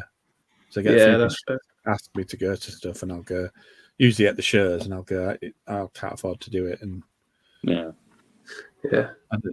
So I keep it nice and simple, and I just build one mock for the year, and it goes to any show I go to in that year, and then next year I take a different mock. Right. Okay. Yeah. So you just stick with one. I'm not going to ask you too much. I'm going to save this. I'm going to save all this conversation for another stream. Mate. Shooting myself in the foot. But yeah, I do the circuit, and then that's it. And if you've got something really good, then you can put it away and bring it back. After you've done some L3, you don't have to break it up if you've got the parts available to keep stuff. So, like, I've still got the Thunderbird. So if I wanted to go add to that and do some stuff, I could just bring them out because no one's seen them for like. Yeah, nice. Because the Batcave is mine. That it'll just get tweaked on and added and improved with parts and stuff. But the majority of it will stay the same. So if I take it out this year, then it might not go for another couple of years, but it will go again. Cool. Yeah, because I seem to remember was it 2021? I think you did the Batcave or a flavor of it. I started it 3 years ago, but I've never finished it. Oh, okay, so it's still the same one. So. Yeah. So the main build of it was always done the structure, and then it was designed, built, broken down, and changed into transportable. And then I spent the last year doing Wayne Manor, and now I'm doing all the detail and all the mechanism, all the electronics. So it's got a computer in it, so that needs to be all set up. Nice, that's really cool. So it's the fourth version, because I've actually done 4 at shows. Yeah. The first one was very basic. The second one was like the Batman vs Superman Batcave with the glass house on top. The third one was the Lego Batman movie one with a load of electronics in it. So I just kept progressing, and this is bigger with Wayne Manor on it. So it's huge. So when you do electronics, are you talking sort of lights, or are you talking more this sort of lights, motors, computers? I've got all the Mindstorm stuff to do it, but I'm not going to have time to do it for this one because I want stuff to. So it'll be some of the stuff on it, like the Batwing, is upside down like a bat would hang. And then it spins round, and then you can use an actuator to pull it into the flying position. But that's all done on a crank because I haven't got time to put the Mindstorm stuff because I'd need a motor that would recognise it got so far and then stop and then go the other way. So I've got all the motors to do it, and I've got Connor who could write the software. I just haven't got time to install it. Time to, mess around with it and get it working. Because a lot of the Mindstorm stuff. You can, like the motors, you can just have them turn whatever rotation grid that you want, sort of thing. It's just then a matter of figuring out, okay, well, I need it to go 75 degrees or whatever it is. What does that translate to? Yeah. You'd want something like a light sensor on it as well. So when people come up, they would break that and then it would start the motors going. So you'd see everything in movement. So they're not running constantly. So at the moment, if you turn the turntable on, it will run and run until you turn it off again. So you've got to juggle the batteries in that one. So there's a motor that runs the turntable and there's a motor that runs the carousel for the suits. But there's an actual micro PC in this one this time. So it'll be running a proper computer screen on his computer screen. That's very cool. So that's obviously third party. That's not Lego then. Yeah, the screen is a Raspberry Pi screen. Okay, it's built into the bricks, and then that HDMI runs to a micro PC, and then obviously there's light as well so you can see it. So there's quite a lot to do, and then setup's going to be a pain, and then running it all for 2 days is going to be a pain. Last year was a lot easier. Castles done, gone. This year I've got Scott helping me there, so it'll be better. You're laughing, but he can sit behind the model so I can wander off and do things. But according to him, he built it. Well, he has. Got to give him credit where credit's due. Go. Is he in the UK? No, he's flying over. He's flying from Valencia into Manchester and staying with us in the hotel and then flying back. So he flies in Friday afternoon and flies back Sunday evening. That's commitment. Yeah. But he gets to see us a lot as well, doesn't he? So he gets a little weekend break. It's going to be a good event this year because they've got like guest speakers as well on the Friday night. They've got some activities on the Saturday night as well. So there's some big names. I can't tell you who they are because we're not allowed to, but there's some big names on Friday night speaking. So it is going to be good this year. And then there's literally every man and his dog going, and we're all in the same hotel. So rub it in. Yeah, but you don't get to play the Avoid Greg game, do you? So no, but what a fun game it would have been. What a fun game it would have been. You'll be able to find him. He'll be in Cabbage's room. You just hear him. You hear him and just. Oh, you do it. You honestly, you do hear him. Okay. Has anyone been to Bricktastic? No one's been, have they? So it's the old train station. So the think of King's Cross without any of the platforms in and the big dome across the top of it. It's that big. It's that big, huge area of that size. Fair play. Okay, so it's massive then. Yeah, so it's sectioned off so that he doesn't have the full thing, but he has increased it this year. But the space is humongous, and last year it was like huge. And so there's a thing about the carpet, right? There's a whole thing about having to get a big enough carpet. Yeah, he has to pay for the carpet. It was like 13 grand or something. And it's more this year. And literally, I'm like in the middle, and the noise is horrendous. There's kids in the brick pit right in front of me, and there's all the stalls, and there's literally people doing videos, walking around. There's like people talking to each other, talking to you, and you could literally, as soon as Greg walked in, you heard him. Out loud. How many years have you done it? Bricktastic. Yeah, I missed 1 year, so I can't. Without looking at my thingy, I don't know if I got one for the first year. I've missed 1 year, so I think this is my fourth. Okay, it would have been fifth or sixth. I've only missed 1 year, and I missed that because I was in Florida. That's a fair reason. Yeah. Mm-hmm. What, Disney World? Yeah. I took the family to Disney World. I missed that one. No. So, it was the one. The first one back from COVID, I think. So, right. 21 or 22. Yeah. Oh, cool. I know it's going to be coming up to that time where Nicole turns into a pumpkin, so might just sort of catch up and sort of see what she was sort of how she got on with her gunship. I am all done. And I absolutely love the functionality of, let me show it to you. There is this tiny little wedger. I don't know what it's really called. Handle, right. Handle, yeah. So it's really easy until I drop it to keep it. Having a good little swish with it. Yeah. It makes it really easy to handle it. But it's a nice set. I really like it personally. Yeah, I like the colour. Yeah, me too. Yeah, it's cool. Doesn't make me think of a trainer, though. I mean, it looks like a shoe to me. Well, it is the right size. Yeah. Now I need a second one. Nike Gunship. And it comes with nice figures. Yeah, the figures in that set look quite nice. So, brilliant. All right then. And what have you sort of got coming up on your socials and things like that? I will be with Fat Blondie on Sunday. Oh, nice. And then with Chris as well, possibly. Oh, right, Chris and Fat Blondie, right, but on her channel. On her channel, and that's Sunday, and I want to say, is that 7 p.m. UK time? 7 p.m. UK time, I think 10 p.m. US time, if I'm not mistaken.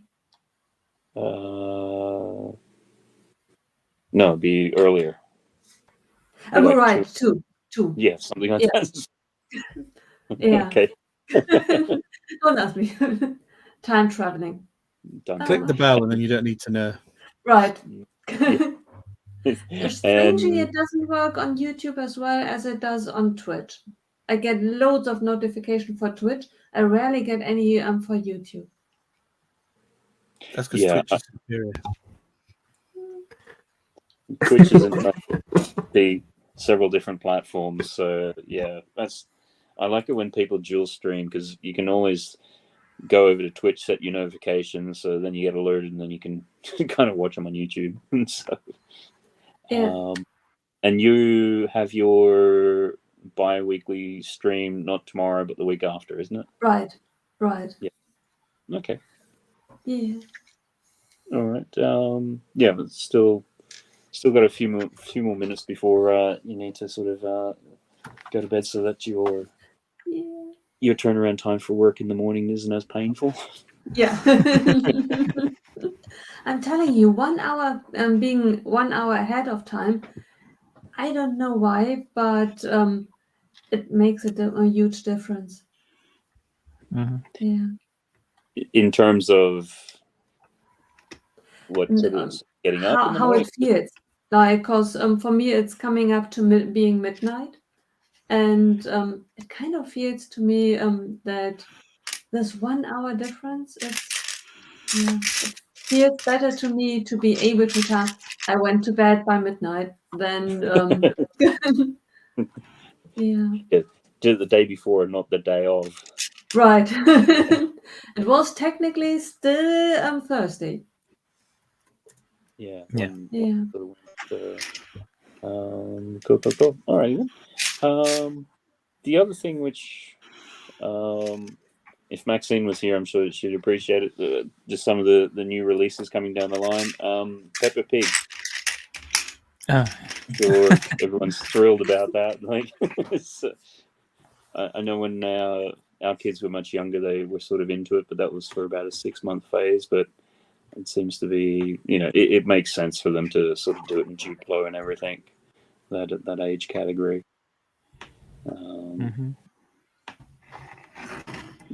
Is it something anybody else is sort of looking at getting, or sort of no? I mean, sure. I got my best friend. They've got a little girl, and to be fair, I could potentially get it them. Get them into the hobby young. So yeah, it could potentially the old gateway drug. Yeah, Duplo. So yeah, so maybe as a gift, but otherwise, it's very popular, isn't it, Peppa Pig? So I'm sure it'd do well with the children. Yeah. No, it's again, even with our boys, they were into it for when they're much younger. So to me, it just seems to make perfect sense, and for them doing it in Duplo as well, like. Yeah, you possibly could have done it minifigures, but Duplo just makes more sense with the younger kids and that. Yeah, agree. But the advertising for it's even been a little bit strange. Like, what was it? There was an image of it. Was it the toy show? But then when they put it on Instagram, they'd just show like duotone Duplo bricks to represent each of the characters. And it's like, why wouldn't you just actually use the characters that you like? Oh, is that what that was? Right, I didn't get that at all. I just thought it was like the pink brick. Duplo brick was a new colour or something. I had no idea. Cool. Pink. So maybe it's just because I've gone through the target market stage, so they're like, I know what those pink bricks are, and you're just like, Duplo pink bricks. Surely, yeah, no. Probably shows my lack of interest as much as anything, to be honest. Yeah, fair enough. And I suppose the other thing over the last week, we've had pretty much leaks for everything for the rest of the year almost, or it certainly feels like. All the Sonic stuff. The Mario ones I found interesting because there was a couple of sets there which were like $50 or £50. I think there's 3 of them. And very, very low piece counts. Like, isn't that ending this year? Isn't it the last of them this year? The digital ones. if I think these are going to be digital ones, and it's like, no, I think they're going to keep going. Made enough of them now. They should just. I heard rumor it was the last year for them. Now, if that's true, they should just bin it and then just go with some minifig sets afterwards next year.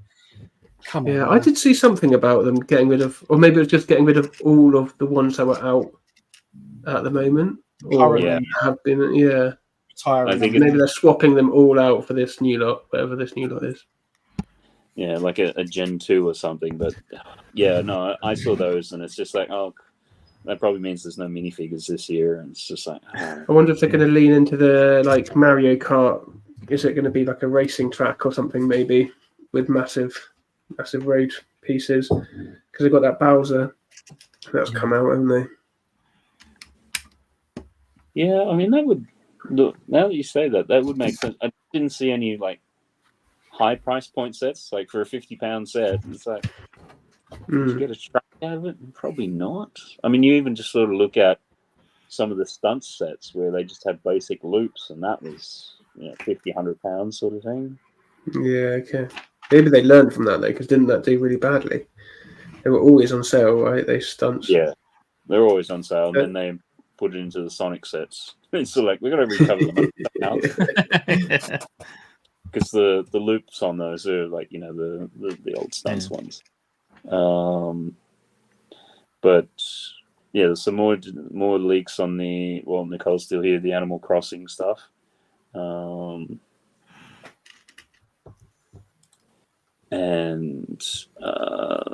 just having a quick look. There are more leaks about Animal Crossing.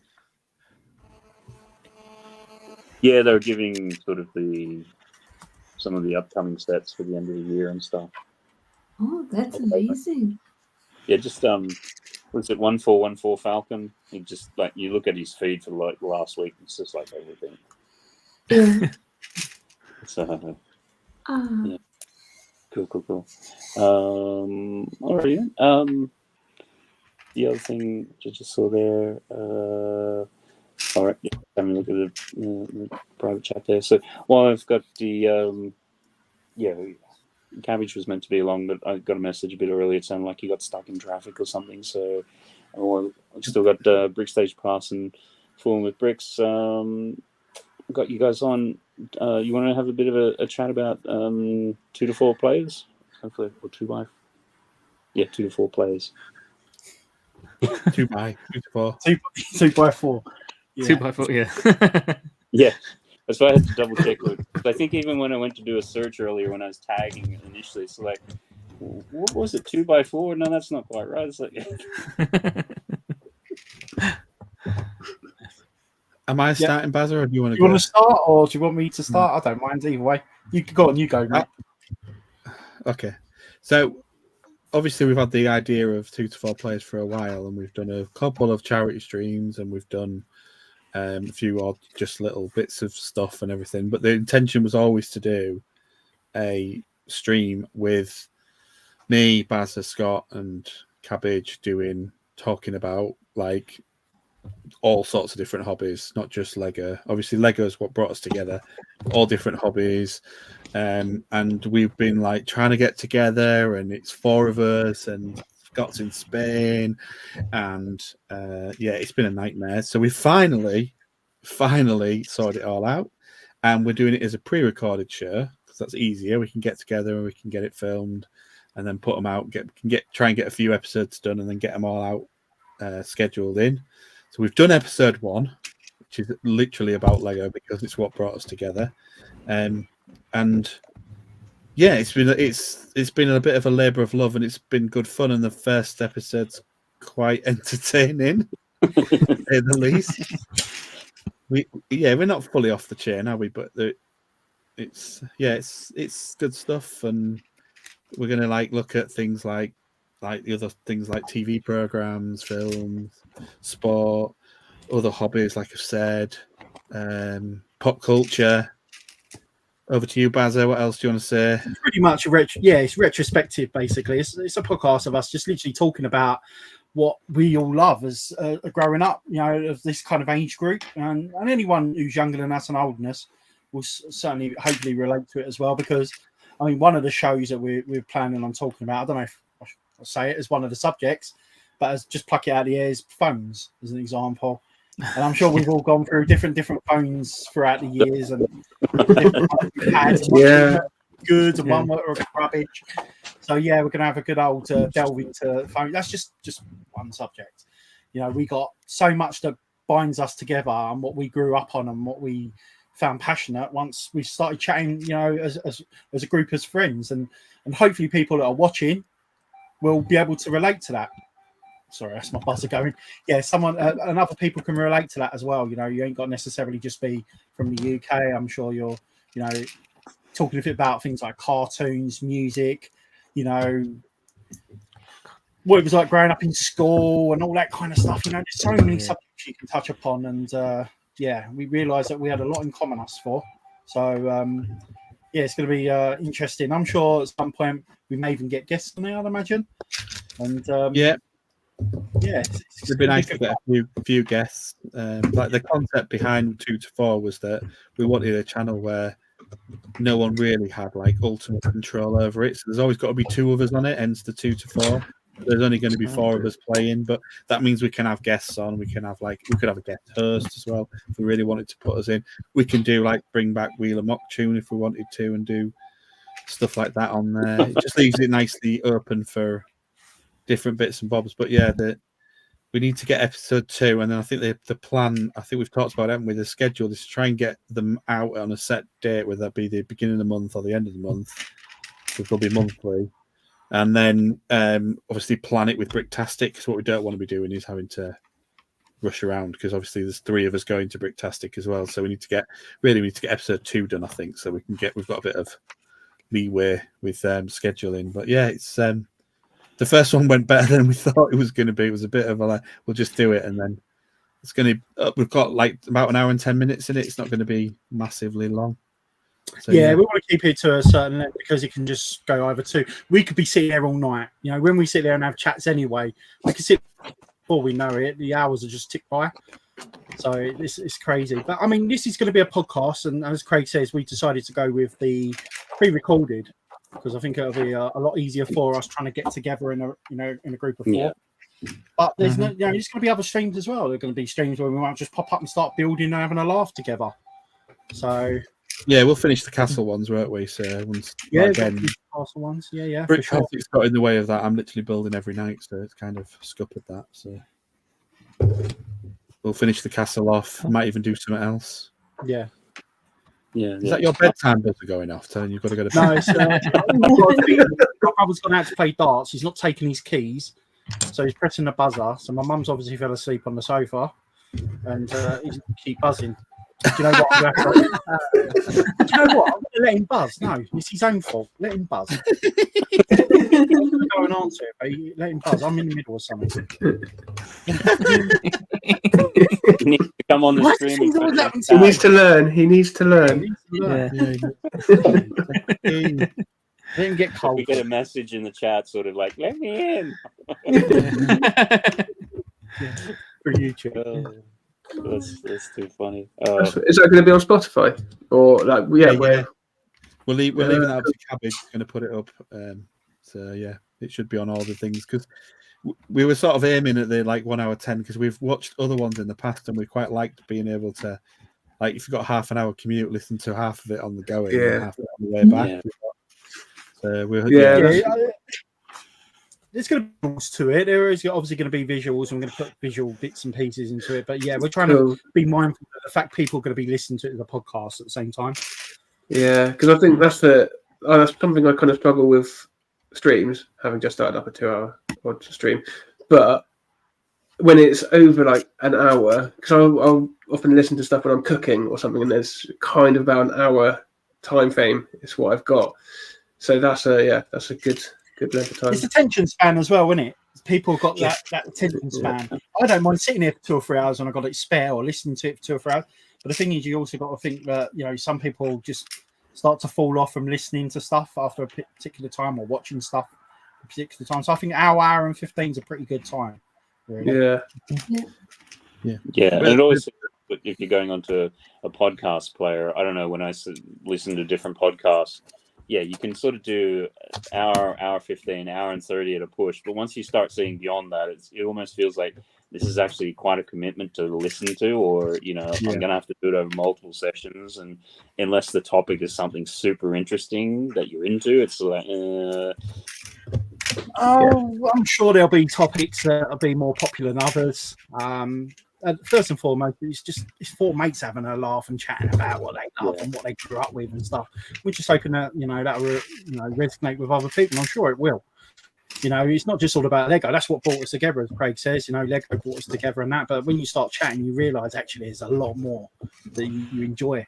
The same hobbies and the same things that you grew up with as a child through childhood. I remember when that came out in 1989, or when we did that back then, and it's quite good, man. And it might hit a lot of nostalgia with a lot of people as well, which hopefully is one of the aims. So yeah, looking forward to it. Good. Yeah, it's been a while. It's been good. Yeah, another beauty of pre-recording it is so we can cut out the stuff so we can keep it at 1 hour and 10 because we've talk forever. And also the bits we cut out we can use as reels and stuff, because there's some funny things in there when we've had to someone's had to blow their nose and stuff, and we've gone off on a tangent.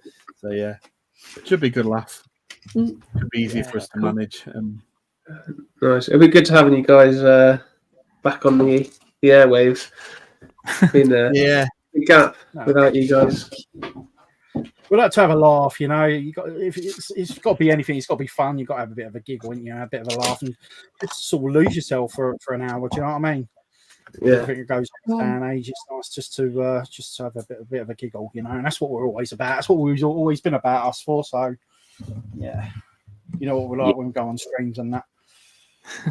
Certainly some of the other ones where watched either some combination of you guys on streams or having a bit of a laugh about stuff, and particularly the old nostalgia and things. It's always quite funny. Yeah, I'm sure. Like I say, there's loads that we can be doing, and I'm sure that the Wheel of Mock Tune might make a little appearance every now and again for a special occasion. We always enjoy doing them. That's always good fun. That always seems to be quite popular as well. It's just crazy. Yeah, I think one of the wheels was from what I can remember, do a castle, and I think Barry, you really struggled with that one. It's like it should be in a wheel. I just melted in that one. I just melted in that one, but I've heard about it. I need to go and find it's fine. Yeah. Bushcraft, you nailed it, but yeah, castles. Yeah, bushcraft. I couldn't quite make a bridge. I don't know why I put wheels on a bridge, but that was the shoot out of the bridge, wasn't it? Especially those things to you. Move around with that. So, all right, brilliant. Nicole, did you need to get going? Oh yeah, I really should. Yeah. You off? I was going to express that. Yeah.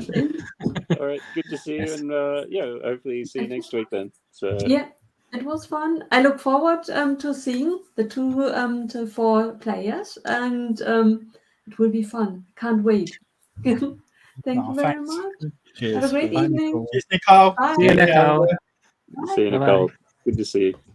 I think I saw in the chat there, you guys possibly need to get off very soon too. So that didn't sound You've right. got work in the morning.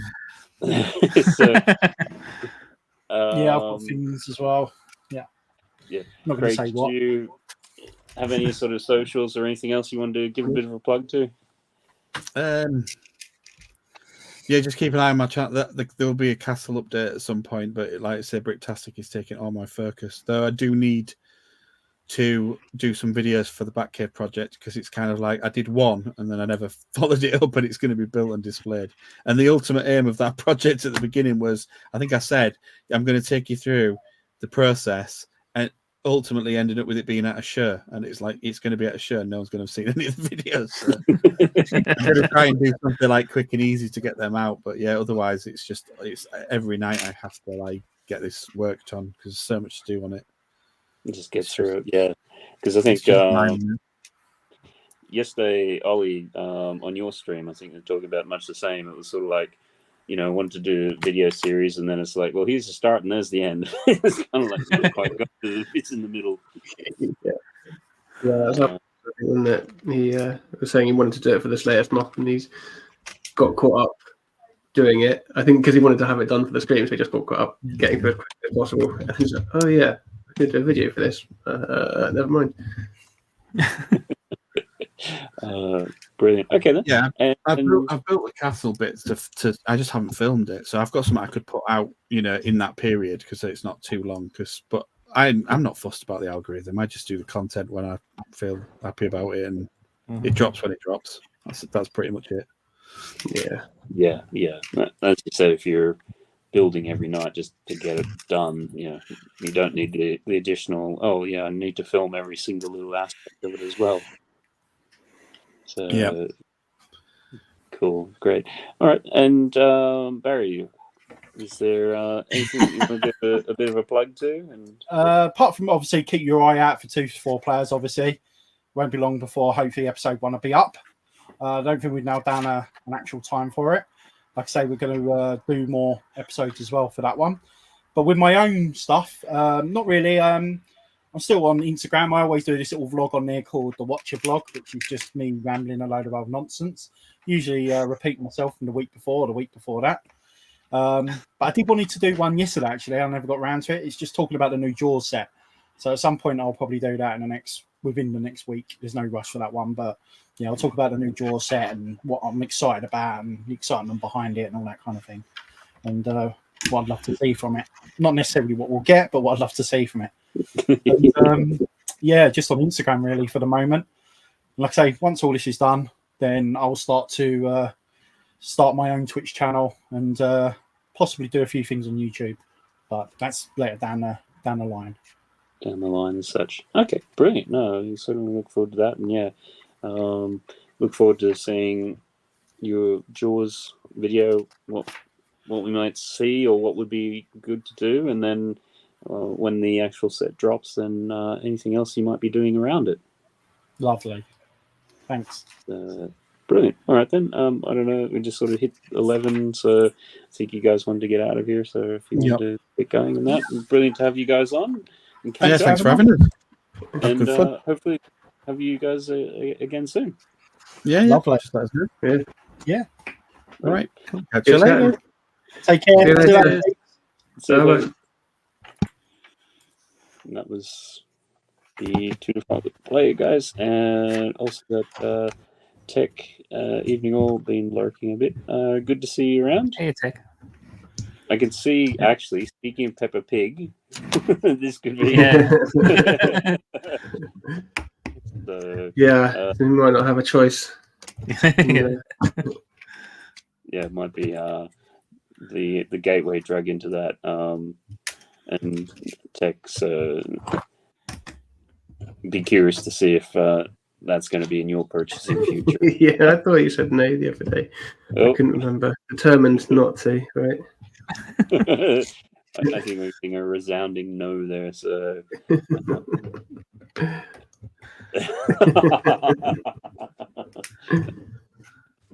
so that's going to be banned in your house. You've got a little girl, don't you?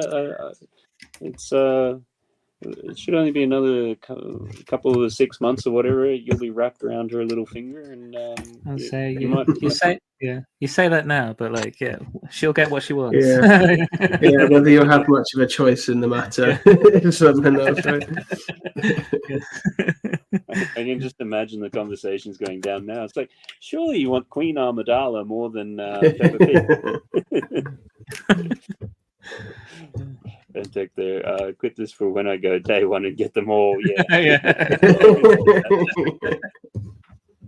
But it'll probably be because it's sort of like, well, if I go and get these and then I get one of my Star Wars things, I can get the GWP, which is what I'm after. Yeah. There's one for the baby, one for me, one for yeah. And then you have Paige looking at it going, are you sure she's going to be building some of these Star Wars things? Like,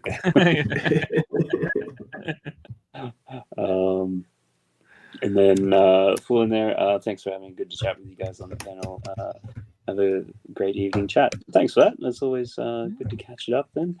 And I think Tech is sort of coming back around to the idea that we might have it a little bit figured out there. So yeah.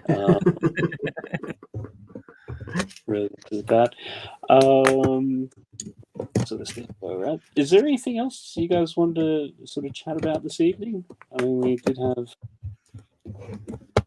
a number of leaks and things, or because we had there's some of the Disney and some Batman animated series and things like that. Oh yeah, Batman animated. I like Batman animated stuff, so I'm actually looking forward to that. Yeah, I did like that as a kid as well. Yeah. So I'd be interested to see what comes out. Because wasn't there a rumor of it being a Cityscape, one of them at one point? I think that is that still a rumor? I think there's a big set, right, with a few thousand pieces, I think. So. Should have Jedi. What is? Can someone explain Jedi Bob to me? Do either of you know about it? I haven't looked it up yet, but it's a whole thing, right? I haven't looked it up either. So, Tech, Jedi Bob, is it one of those things which sort of was initially a joke and then it's taken on a life of its own, or is because it's a really rare figure, so because it's rare, everybody wants it, but now it's sort of like the GOAT, it's kind of going to be re-released or something. So, but yeah, the Batman animated, I think they just added it onto Netflix recently, so much the same. Yeah. And I'd only seen a handful of episodes because, you know, they're on at really random times and they never get played in order. So just starting to go through and watch them, and it's like, oh, okay, yeah, no. It's I used to absolutely love it because it's also what brought in Harley Quinn. Harley Quinn came from the animated series. Oh, really? Yeah. Oh, I didn't realise that. Yeah.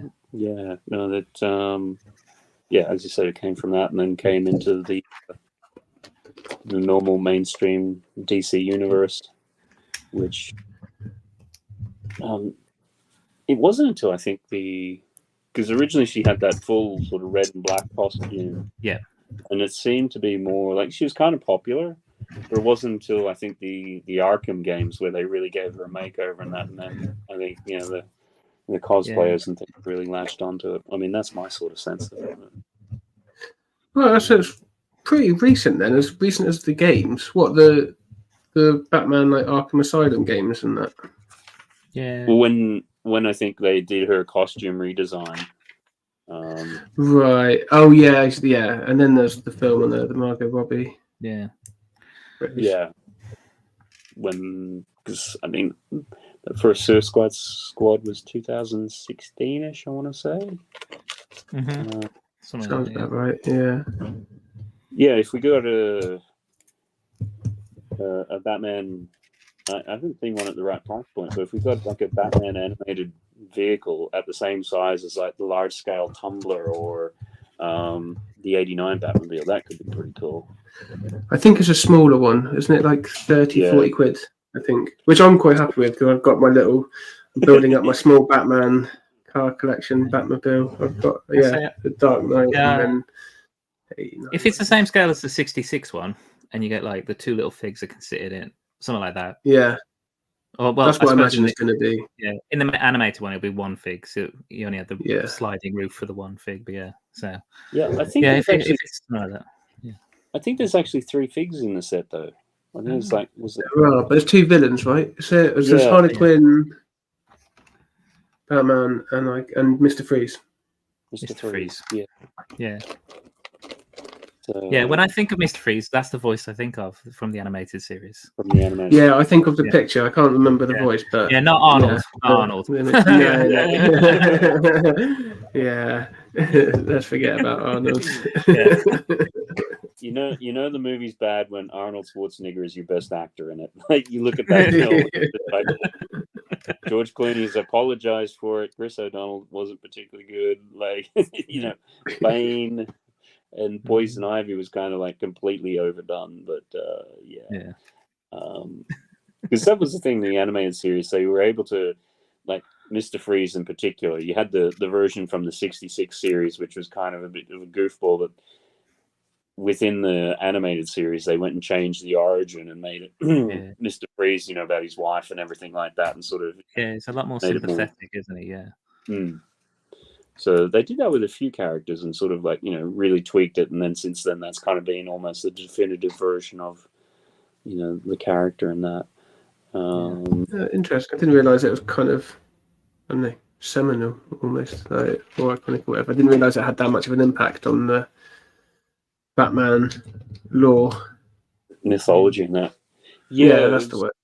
Yeah. It was coming off the back of the '89 Batman movie. Which, it was Danny Elfman did the music, so it's his music again. Yeah, in the '90s for the intro. So yeah, they go very much going off of the '89 and the '90. Was it '92, '93 for Returns? Yeah, '92. Like that, yeah. So yeah.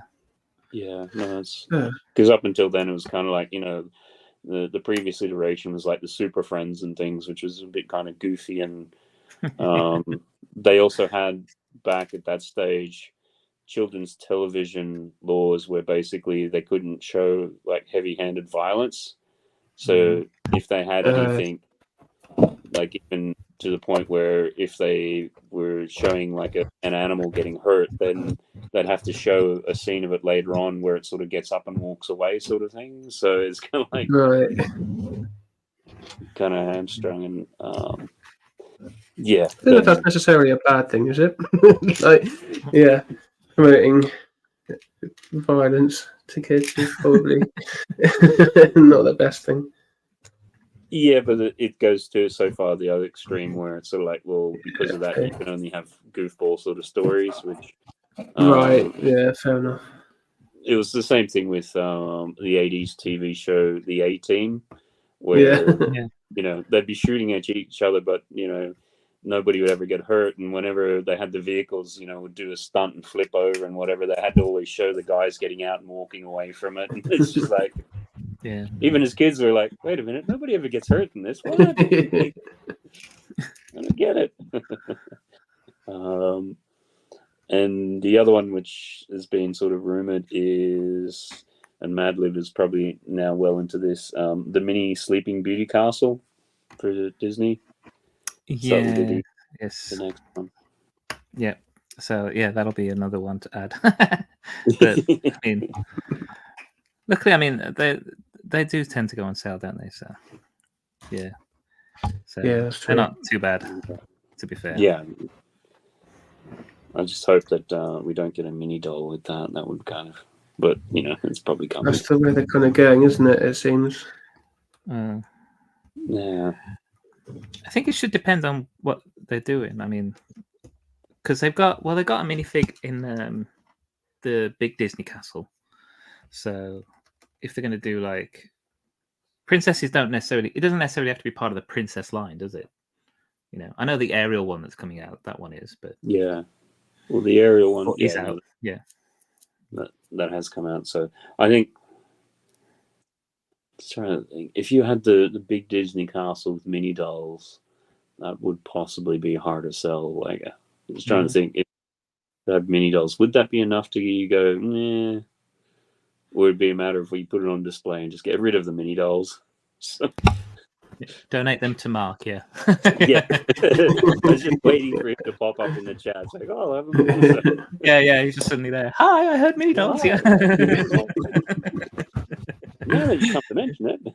Yeah.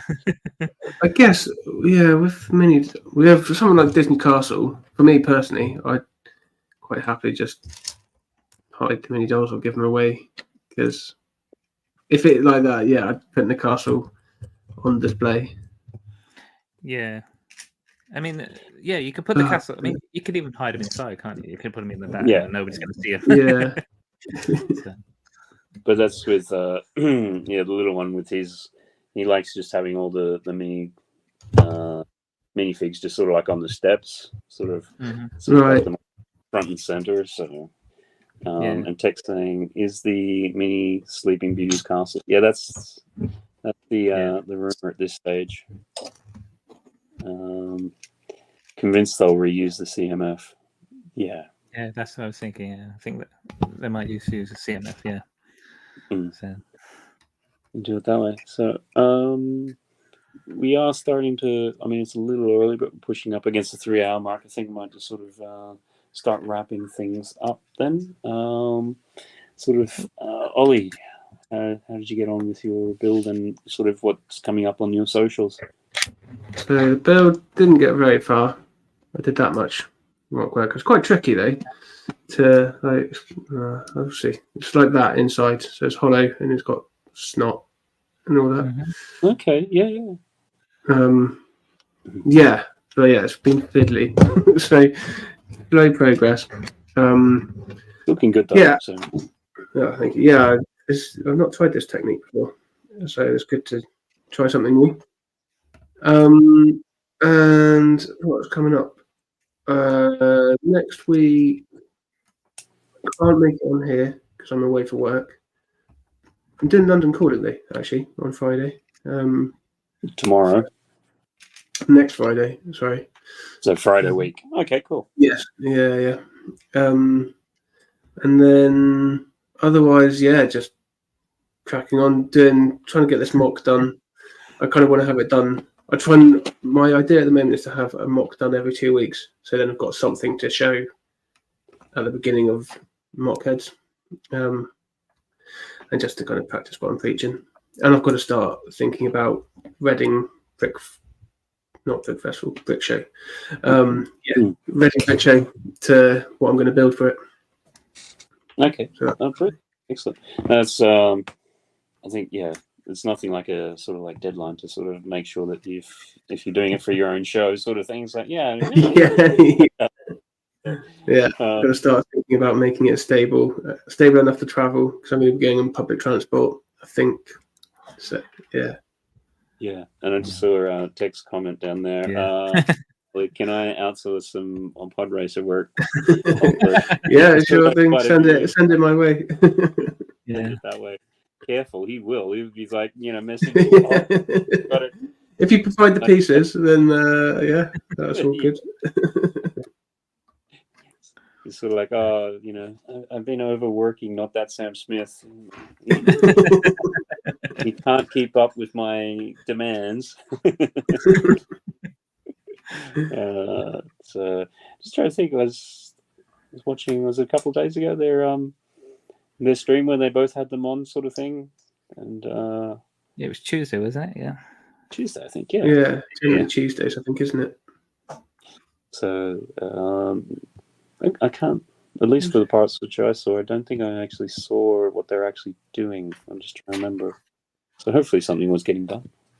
I caught the last 10 minutes of it, I think. So I think they were very much winding down at that point. No. Apologies. No, Tech did have his camera facing down with those squares, and he was building something. I couldn't quite make out what it was. I think he was trying to make it sound more complicated than that. It was.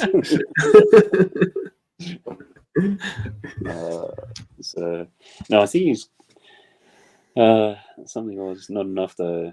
Yeah, I think he's sort of making some comment about finishing mocks and things like that. And it's like, really? Cinema? What? Yeah, moving along. MadLib, what have you sort of got coming up on? First of all, how'd you get on with your Haunted Mansion and what's sort of coming up on your socials? Well, I'm close to finishing. I've just got to just do some little bits for the top, but that's the mansion for the most part. There, yeah. Nice. And then I like the fact that it's got a little interior in the back. So. Oh, it does too. Yeah. That's cool. Oh, that's cool. That's cute. Yeah. So that's that dude, and I believe he's an exclusive fig as well. So yeah. And look, waist cape, so they can do it for all you Star Wars fans. I didn't realise it came with a waist cape. Yeah. Or tails. That's tails. Is it? Oh, yeah. That's cool. Has that retired? That set? Is that still? I got that the other day. Still available. Yeah, I got it Saturday, so it's still available on the retiring maybe. Right. £10 off at Lego at the minute. Yeah, once it's gone, it's gone, sort of thing. Yeah. So. Right. Yeah, so it's a cute little set. But then as for socials, yeah, I think I'm going to do another stream on Saturday. It might be a little late. I'm going to see if 3 o'clock might work better. because 1 o'clock was a bit quiet. So I might see if 3 o'clock works a bit better. I don't know if people are having lunch and stuff. So yeah, so I might make it a little bit later, and then maybe catch people who are maybe coming out of work as well if they're finishing at like 4 or 5. We'll see how long it takes. Yeah, but I'll be doing that again via Twitch and YouTube. So yeah, I'll be dual streaming for those. And then apart from that, I'll be back again next week and probably be posting random pics up on Insta about random stuff. As I say, sometimes I do build little bits and pieces in between, so I normally throw up a picture on Insta if I am or doing stuff like that. Yeah. So, and then I think in the not too distant future, I will maybe schedule a few streams to build a slightly larger set. I'm thinking Viking Village because I've had that for a while and it's very much a wanna build. So yeah, it's on my list as well. I got it recently-ish, and yes, I want to get that done. I was watching Set to Build it on his stream, and I was just like, oh, I really want to build that, and I got it day one because I was so excited for it, and then it's just sat in its box. So I'm like, yeah, really need to get that out and get that build it. So yeah.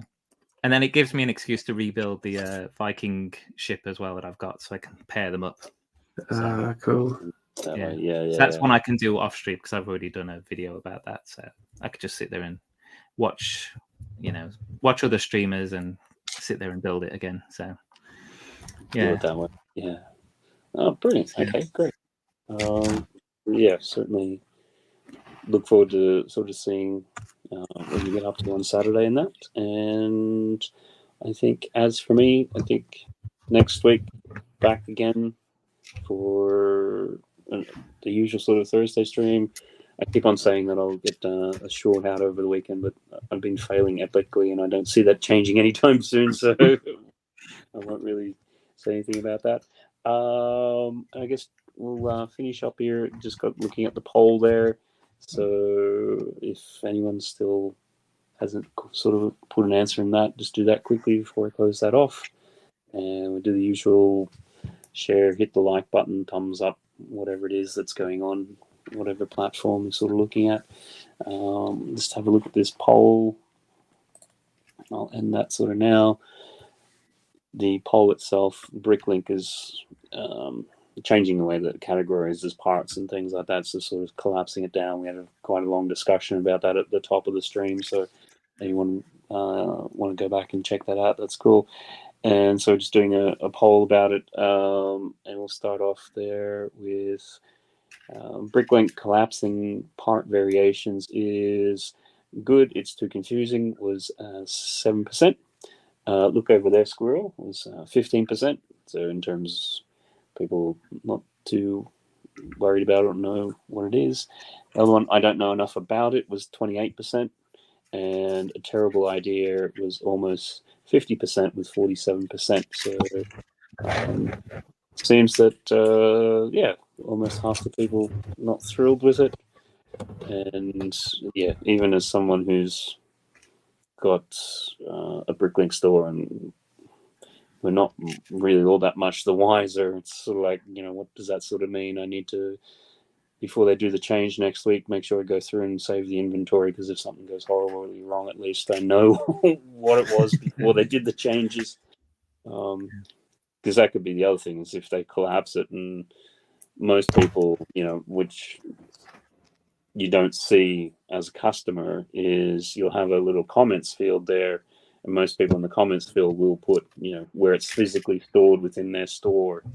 And if some of that stuff is getting collapsed in weird ways, it's like that could be a real headache. But who knows? I'm sure they've tested it thoroughly. Yeah.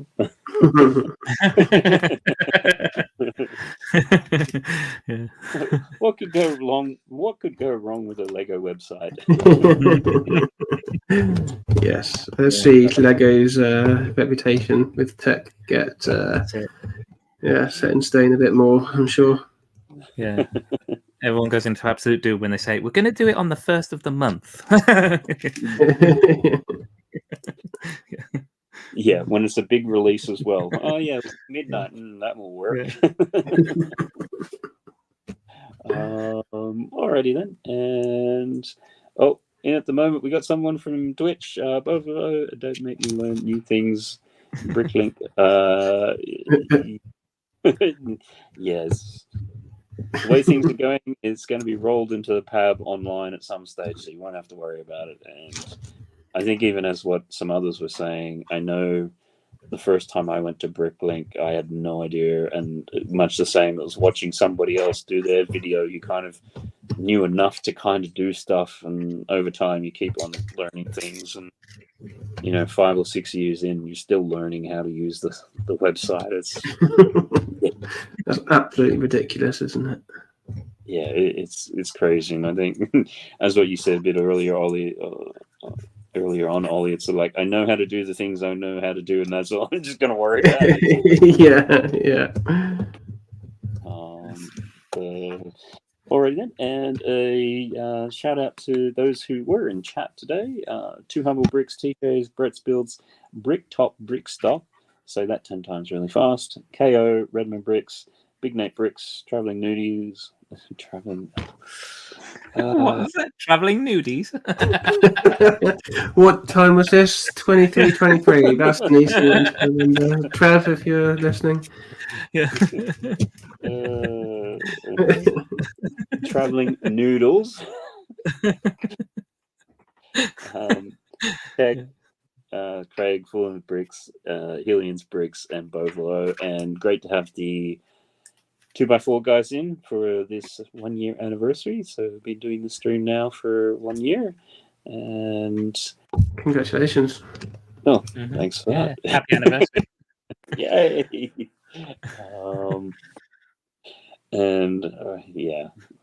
What's Matt got on his mind anyway? Moving right along.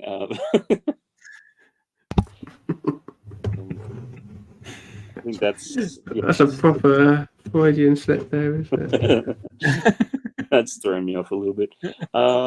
Anything you guys want to sort of say just before we get out of here? No, all good. Have a good weekend. Good. Yeah. Have a good weekend to everyone. And Replay Gang, appreciate you guys. Leave a comment down below. I'll give you a shout out in the next one. And I think other than that, we will see you all again next week. Have a good one. Take it safe. Bye. See you. Bye.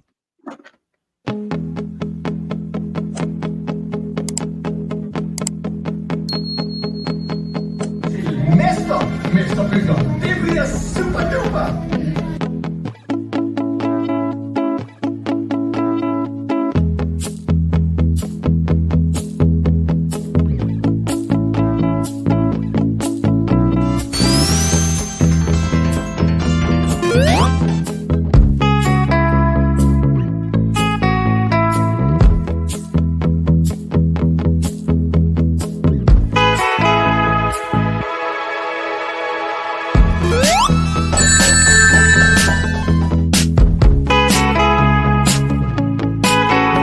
See ya. Good afternoon, good evening, and good night.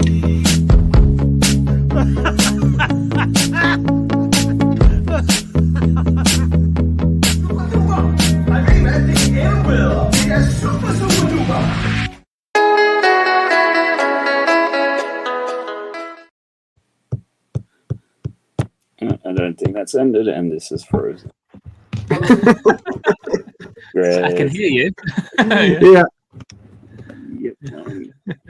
Completely frozen. Damn it. Can you hear us? I'm guessing not. No. Amazing. Oh, look. It says we're still live, by the way. Oh, are we? Hey. Hello, everyone. Yeah. I think Matt's had an error. Quite funny, though. High tech. Hey, we don't have any controls to do anything on here, do we? No. Yeah, just leave studio. Yeah. Like, yeah, I'm out. Yeah. Mic drop. Yeah. We're gonna see are we going to see Matt pop up in the chat? Maybe. This rock is insanely fiddly. I didn't appreciate what I was getting myself into. Each layer, are you pinning them together with Technic pins? Because I saw you had a Technic brick. No, I am not.